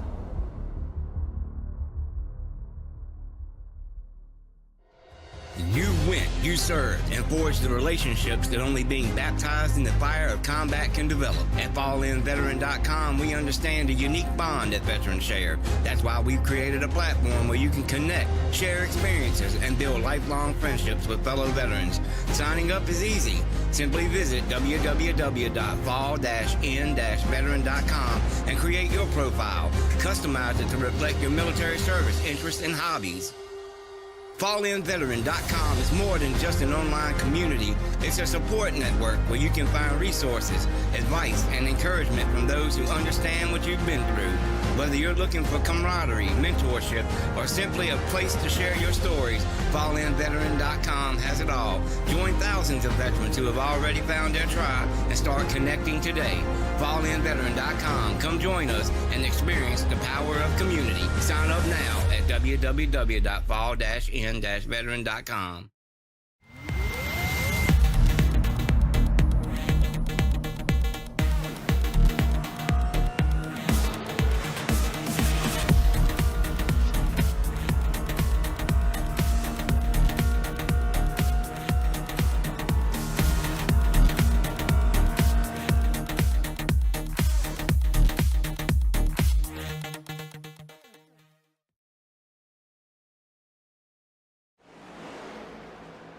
Welcome back, ladies and gentlemen, to the ISCA Super Cup Series. We're closing in on 20 laps to go. Patrick Gitter has been working his way through traffic here. Just got by, I do believe, Randy Drumhiller. He just got by Greg Carr and is now on his way to, I think he's got quite a bit of a gap to get up to Alexander Carr. So very much a lot of drivers going a lap down here. 14 drivers still on the lead lap at the moment. By the end of this thing, I think we'll possibly see 13th and 14th go a lap down. We'll have to wait and see, but 2.3 seconds right now on Matt DeCiani, who is in second place at the moment. Do you want to mention, Paul Hill has been really very fast here in the last few laps. Starting to close in somewhat on Matt DeCiani. Of course, the gap between second and third right now is about 4 seconds. So big gaps. Abner Acosta, the gap between him and Paul Hill is about 1.8 seconds. Brandon Pasalacqua, of course, at the moment is being chased by Brian Johnson, of course, who is about a half a second behind him. So definitely some gaps starting to kind of close in here. Could see some battles that maybe could come to fruition. Got Nick King, who's not too far back from Randy Mullins as well. Randy Mullins not too far from J.C. Evans. So there are some possible positions up for grabs here, Big Al. Yeah, definitely. And I tell you what, here in about 20 laps, there's definitely going to be a little bit of a party out in the infield. I mean, I don't know if they're going to go, but I'm going to be partying in the infield because this hasn't been a barn burner. This has been like watching paint dry on a barn. Oh, man. That's definitely New Hampshire is a driver's track, and I think that, it's difficult to pass. But I bet, I got to say hats off to Patrick Gitter. He's clearly got this place figured out. I mean, some of these about a dozen others. Yeah, no, that's an understatement. He just seems to know his way around all sorts of tracks. But this is one I think that really I put a check beside on being a driver's track. I mean, it's so difficult to get around this place. I've tried to turn laps at this place, and it's so easy to spin out. A lot of other tracks, short tracks, you drive on the bottom. This is not that kind of track. You drive that middle groove, and it's like you look at that, like how are these guys knowing when to get back to the gas? There's not a whole lot of reference points. I mean, this is just a track that I think you have to figure out. You have to put your finger on the pulse of, and I think Patrick's done exactly that. I mean, he's got over 2 seconds of a gap, almost 3 seconds now. Of course, we see Brian Johnson. He's up in sixth place trying to chase down teammate Brandon Pasalacqua. Been a quiet day for Brian Johnson. I think that's what he needs. Brian, last week, if I'm not mistaken, got punted from behind by, I do believe, Matthew Cisna, and was very unhappy about that. But this is a good day for Brian Johnson right now to be up in sixth place. Of course, Randy Mullins, who took a interesting pit strategy, took no tires, jumped up all the way up to second place on that last pit stop, fell back to 11th right now. He's still trying to hold on. Got to give him some credit. He's trying to hold strong to get those points. J.C. Evans, good day for him so far. He's up in 10th, so not a bad day at all for the 9. I think this is one of those races, Big Al, that you just want to finish this race, get the points. You might not win it, but you're going to be happy that you got some points as we see some lap traffic coming into play. Abner Acosta working his way by Randy Drumhiller. And you see, of course, Greg Wachinski. I think this might be for position. Greg trying to see if he can maybe get one more spot. And you can see Brandon Pasalacqua is also dealing with this same traffic. We possibly could see some 3 wide here towards the end of this race. But this is what you're going to get at this stage of a race like this, man. You're going to be stuck in traffic, It's just one of those things. Yeah, you definitely don't want to be in this traffic because it's just so hard to pass at this place. And Brandon's just kind of stuck in it right now. I mean, of course, you got Greg Wachinski who's fighting with Drumhiller trying to get positions. And Brandon's just like, let me through, please. I want to be able to battle with Abner. And you can just see, looking at lap times, I mean, last time by, Brandon Pasalacqua hit a 31.6. That's like 2 or 3 tenths off of his normal pace. And lap traffic slows you down that much, but here's an interesting story. Here's a really interesting story. Abner Acosta has caught Paul Hill. Last time we looked at Paul Hill, he was 2 seconds ahead of Abner Acosta. Something might have happened to Hill that has slowed him down, maybe the lap traffic. slowed him down, but this has made the race for third a possible up and it's in contention right now. And, you know, this is what you're going to have. These guys kind of get slowed down a little bit. I mean, however you can figure out how to tread that needle, I guess is going to work out the best for you. You can see the private label machine of the 55 trying to work his way back up to the 26. I think Paul, though, has kind of engaged the afterburners here. 10 to go, Brian. Yep, 10 laps to go here at New Hampshire Motor Speedway. Patrick Gitter out front. 3.7 seconds is his gap right now. Absolutely dominating performance. We do want to mention, though, Abner, who's trying to work his way up to Hill right now, started this race in 18th, far back in the pack here, and somehow has worked his way up into the top 5. So there is got to be a lot of, this is just a lot to say about the drive that this driver has put on. We do have a battle for 13th underway. Alexander Carr and Ryan Huff fighting right now. Of course, as the leader is just getting by them. Ryan Huff now 1 lap down as Patrick Gitter has gotten by the 93. Looks like Alexander Carr getting ready to go a lap down as well. So that's going to put 12 drivers on the lead lap as we're coming up to 8 laps to go.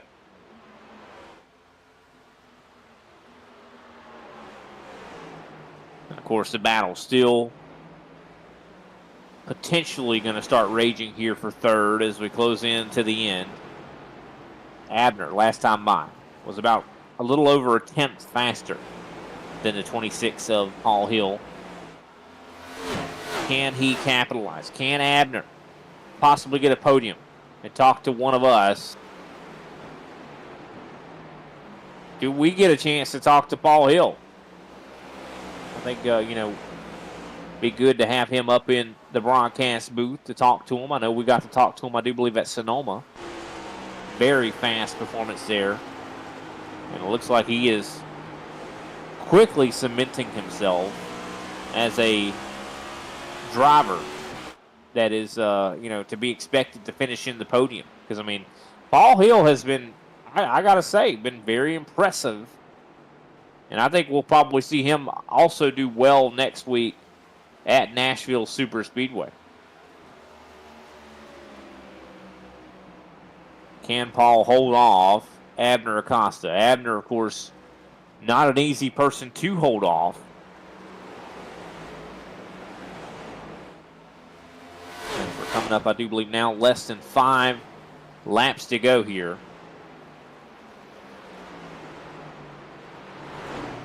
And what a race here at the Magic Mile. This has been a tough race. Oh, Paul Hill into the outside wall on the exit of 4.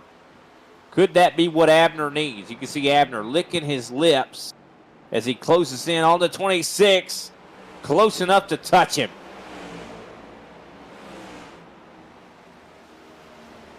You do not want to give Abner any opportunities to pass you. Yeah, that couldn't have come at a worse time for Paul Hill. 5 laps ago, Abner is definitely hungry at this point. You know, he wants to put that car on the podium.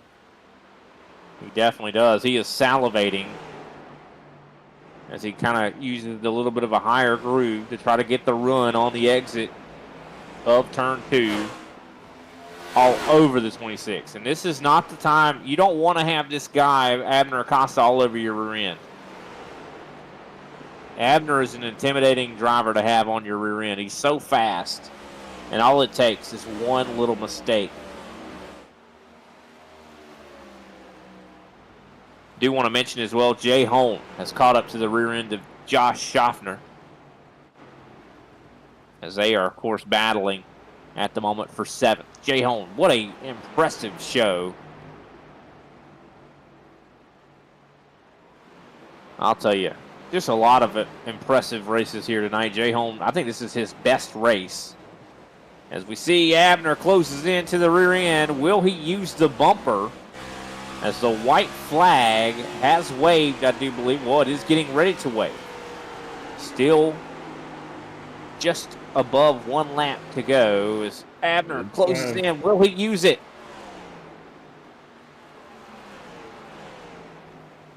Here he comes. Oh, and there he goes. He turns him. He used it. He used it. And the yellow flag is out. He used the bumper. And he used the bumper.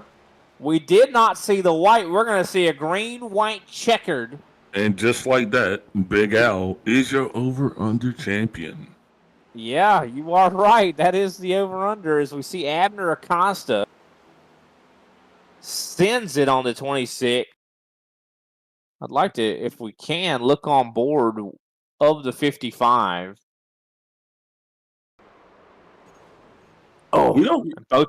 I got to be honest. Both of these guys actually paid the price for this. I mean, to be fair, I don't think either one of these guys is going to win the race because of this move.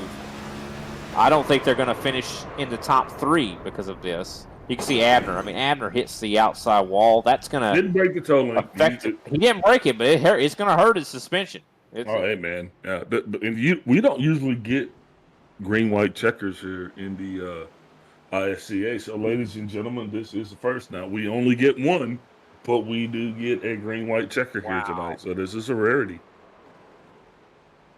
And what do you think Patrick Gitter is saying? Probably right now, I bet he is like, "Oh man, this changes everything." And Abner seems to be staying out right now. I'm not sure if he's going to be coming to pit road. But I'll tell you what, this is complicated. We see a lot of drivers making their exits off pit road. Oh, problems on the racetrack. Paul Hill coming up to Abner right now. There is drama on the racetrack. Beating and banging a little bit under caution. Paul Hill showing his displeasure.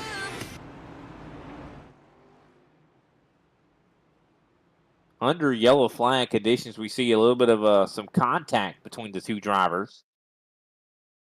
And, I got to be honest, if I was in Paul's shoes, I would be a little upset as he comes up past, of course, league owner Kenny Powell. Comes up and a little bit of some tagging there, a little bit of retaliation, a little bit from Abner as well. And I guarantee you, this is not going to be the last time. I guarantee you, there's going to be a conversation about this Big Al at the end of this race.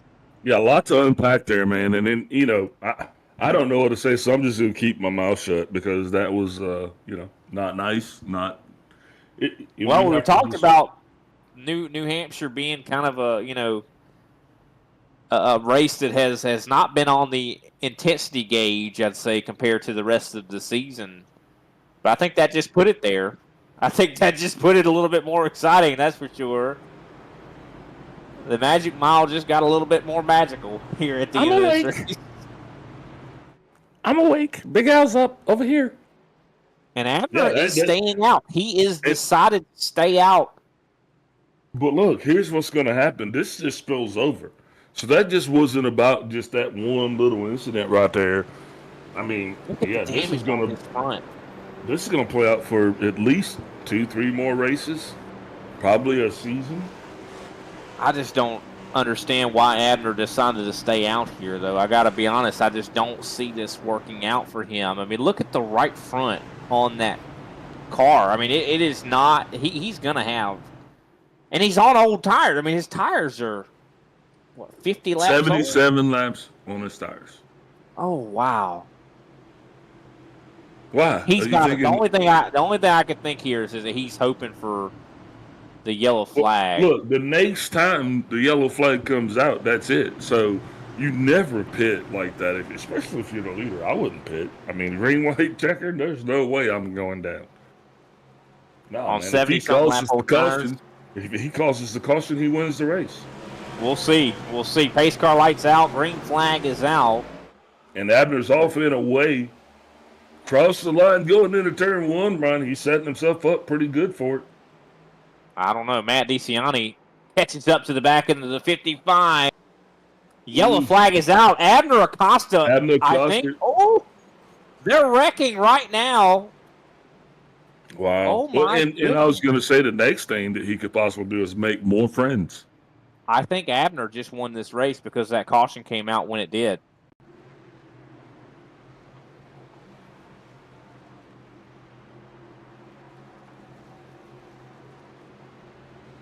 Abner Acosta just won this race. And that's why you don't pit under a green-white checker. And I do believe there's some aggravation, some anger being displayed from the Team Conti drivers as we're looking back at the caution. The caution, of course, was Greg Wyszynski. Let's look at this. So caught up in the drama of this, but Greg Wyszynski brings the caution out, which wins Abner Acosta this race. Of course, Wyszynski just loose on entry. And so this the last place guy wins it for the first place guy. I loved it. Oh, my. This is absolutely crazy right now, ladies and gentlemen. This is just Abner Acosta just won this race on 70-something lap old tires. I mean, I'm just saying, I wouldn't have pitted either. This is going to be one, I think, that people are going to remember this race. But you know what? He's for not a long time. You know what he's not going to display in his trophy case? None of their emotions. All he gets is a W. I don't know if these are hits of congratulations or just pleasure. I think it's all congratulatory at this time. I mean, you see Paul Hill comes up and it shows his displeasure. Yeah, Paul Hill definitely. Yeah, no one is happy with this win. You can clearly see he's being. Yeah, this is really interesting. Awesome.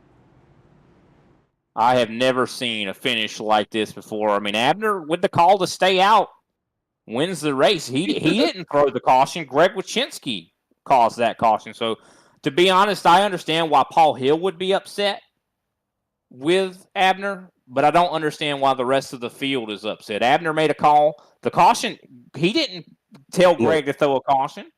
Once again, and I said this before any of that happened. This is going to spill out way more than just. It's not even over now. This is gonna continue. Because there's a history here, man. And I don't know. Maybe when you quit drinking, you just started overthinking stuff. But Abner, he's not very well. I don't know. He could be controversial. You say? I've never thought that. I've always thought Abner was a. Kind of what everybody had a lot of respect for Abner, but apparently it sounds like there's definitely going to be a lot of I'd say consequences and things like that are just going to spill over. It's going to be a butterfly effect. In a sense, this is interesting. I have never seen an ISCA race end in this way, but I think let's go down through the finishing order here. Oh, it's going to be a party. Yeah, this is for sure an interesting one. Green-white checkered finish. Abner Acosta going to win here in the ISCA race at New Hampshire. Matt DeCiani finishes in second place. Patrick Gitter, who absolutely dominated this race, finishes in third. Brandon Pasalacqua fourth. Brian Johnson fifth. Josh Schaffner sixth. Jay Hone finishes seventh. Best finish I think he's had. Eighth place, Tim Wortman Jr. Ninth place, Randy Mullins. And 10th, J.C. Evans. And that's going to put Nick King in 11th with Paul Hill and 12th. Alexander Carr and Greg Carr come on with 13th and 14th. Randy Drumhiller, 15th. 16th place, Ryan Huff. Way to go, Ryan. Greg Wyszynski in 17th. Kenny Powell, 18th. Derek Heitman and John Bender in 19th and 20th. Paul Ocean and Clayton Hoffman are going to round out this 22-car field. Big oops, big ouches. Hey, with that in the books, we're not taking a break for the post race, right? No, we're going to take one little quick break, and then we'll come right back. One little quick break for the post, and we'll be right back. We decided it's time to put a different kind of power tool in your hands. Store Mode in the Home Depot app gives you in-store tools made to help you get more done. To guide you every step of the way and explore products quickly with the scan. That way you get the top brands at the best prices without missing a beat. It's made for doing. Download the Home Depot app and see how doers get more done. Racing isn't easy, but experiencing it is. iRacing puts you in the driver's seat with the industry's leading sim racing game. Drive on laser scan replicas of the greatest racing circuits from around the world. Go head-to-head against other drivers chosen by skill-based matchmaking to ensure competitive racing at every level. Compete across all your favorite series. In officially licensed cars, engineered to deliver the most accurate driving experience possible.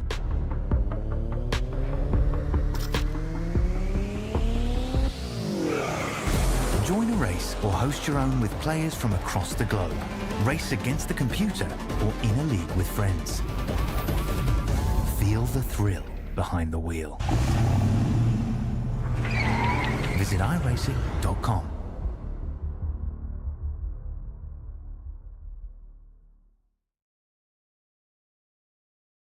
Welcome back, ladies and gentlemen, to the ISCA Super Cup Series. As we just concluded an exciting finish here to New Hampshire Motor Speedway.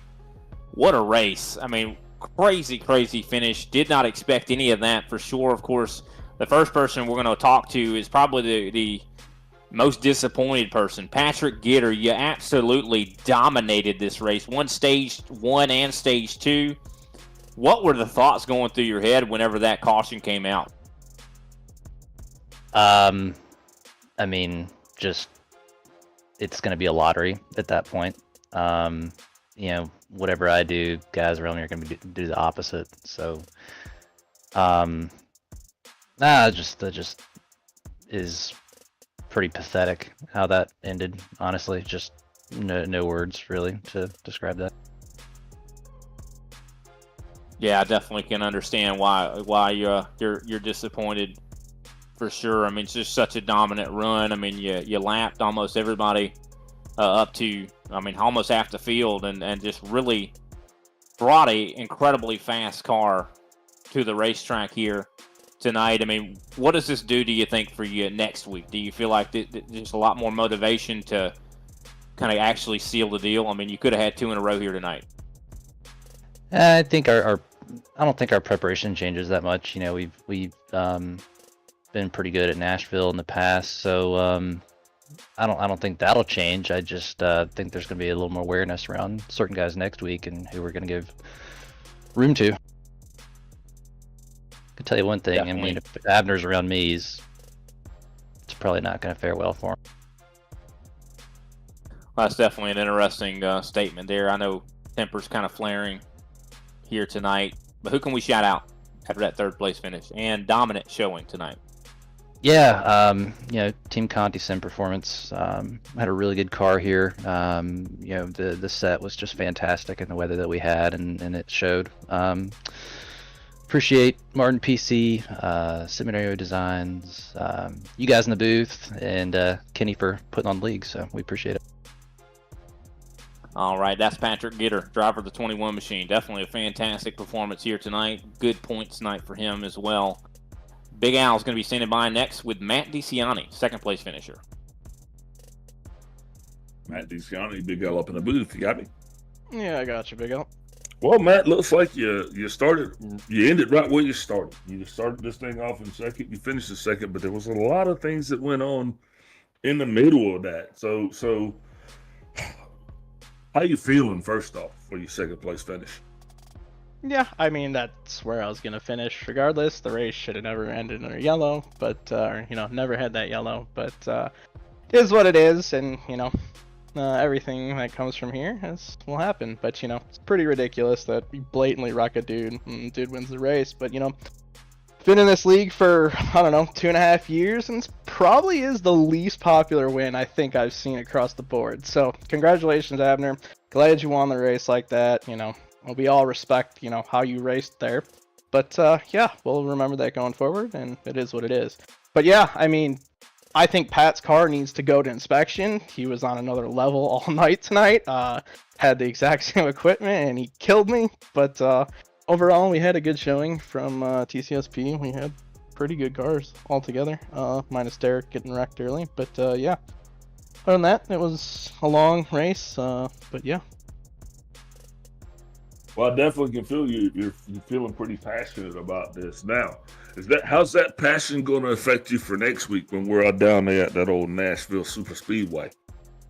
Doesn't affect me at all. You forget about it in the next 2 minutes, and it's over with on the next week. It's gotta have short memory, and it is what it is. But yeah, good race, and we'll take our top 5 good stage points and see what we can do next week. Roger that, man. Who you shouting out tonight for your second place finish? Yeah, thanks to you guys for calling the race, Kenny for putting on the league, Team Conti, Martin PC. Yeah, Pat, good run tonight. But yeah, I'll talk to you guys next week, hopefully. All right, boss. That's all I say. Don't party too hard. See you next week. Yes, sir. Alrighty, that was Matt DeCiani, driver of the One Machine. Ran well all day today. Finished in second place. I think he finished second in all the stages as well. Next up, we're going to talk to our race winner, Abner Acosta. Abner, man, I got to be honest, it was a little heated out there after that race win. Walk us through what went down there with Paul Hill to start off. Well, first of all, I didn't even mean not to pit. So I guess they were so far ahead, I didn't know I had to. I didn't see the pit window, and I just didn't pit by accident. If not, I would have just pitted because I agree. It's a really bad way to win the race, and I didn't even mean to win it. But I don't know. I felt like I showed my car, and I felt like he moved a little early to the bottom, and I don't know if my braking point was exactly the same, and I just happened to run him over. So I don't know. I do get why everybody's upset, but it's not like come here and wreck somebody every week. So yeah, that's just what happened. I definitely understand your thoughts and feelings there. You're usually a very clean driver. That's what I kind of don't understand. But so you claim you definitely did not, of course, hit him on purpose, and we've never seen you do anything like that before. So I tend to believe you. Whether everybody else believes you, that's of course a different story. But interesting to note though about the not pitting part.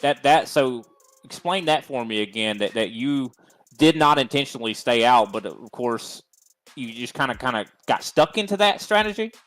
I guess I wasn't paying attention, and I looked at my relative, and I saw that the two at the top I pitted. I guess they were so far ahead I didn't see them pit, and I just kept going.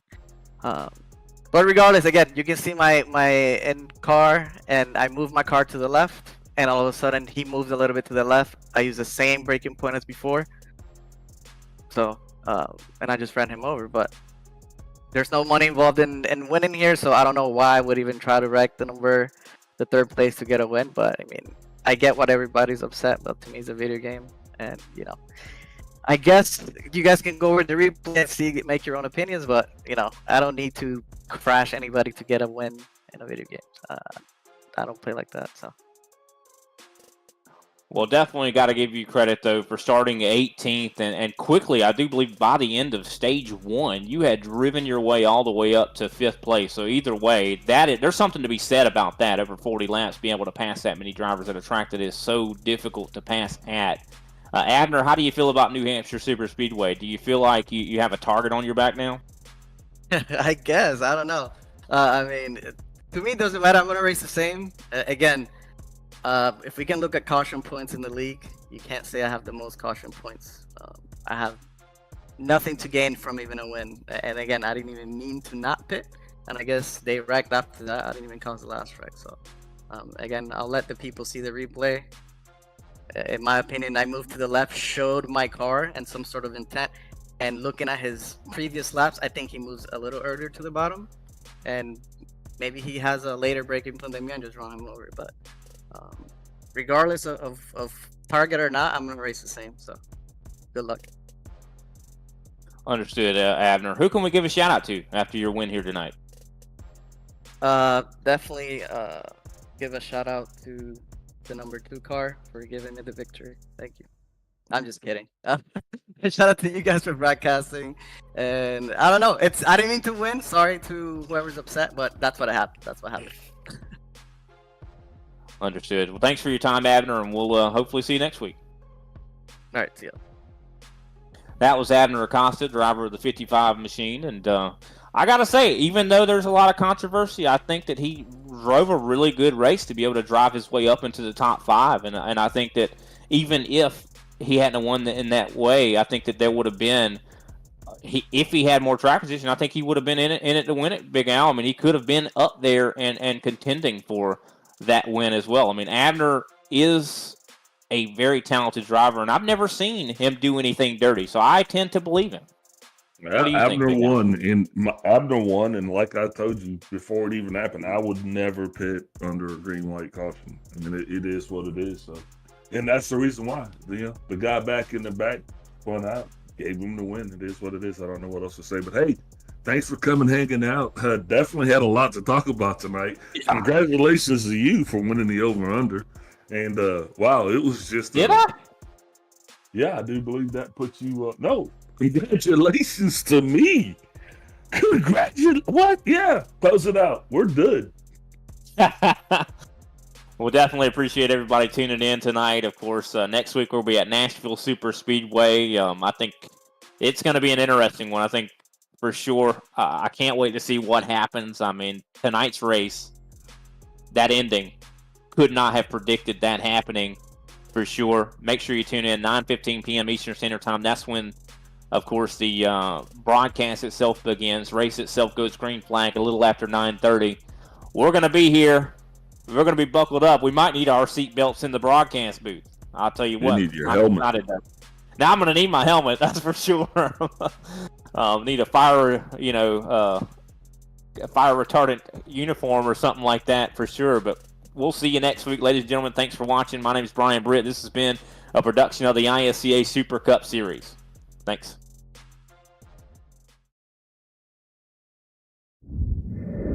I found the ISCA after I'd been in the service for a long time. I'd been in iRacing for well over a decade and spent most of my time in NASCAR series, a lot of fixed racing for the most part, and really just got to a point in my iRacing career where I really wanted to get involved in open setup racing versus fixed, partially because I was just looking for a little higher level of competition, maybe a little cleaner driving and maybe get away from some of the challenges that go along with fixed racing on the service. And it took me a while as I was really searching out leagues because I kind of had a very specific thing I was looking for. A, I wanted to be an established league. B, I just really wanted clean, quality drivers to be racing around. And once I found the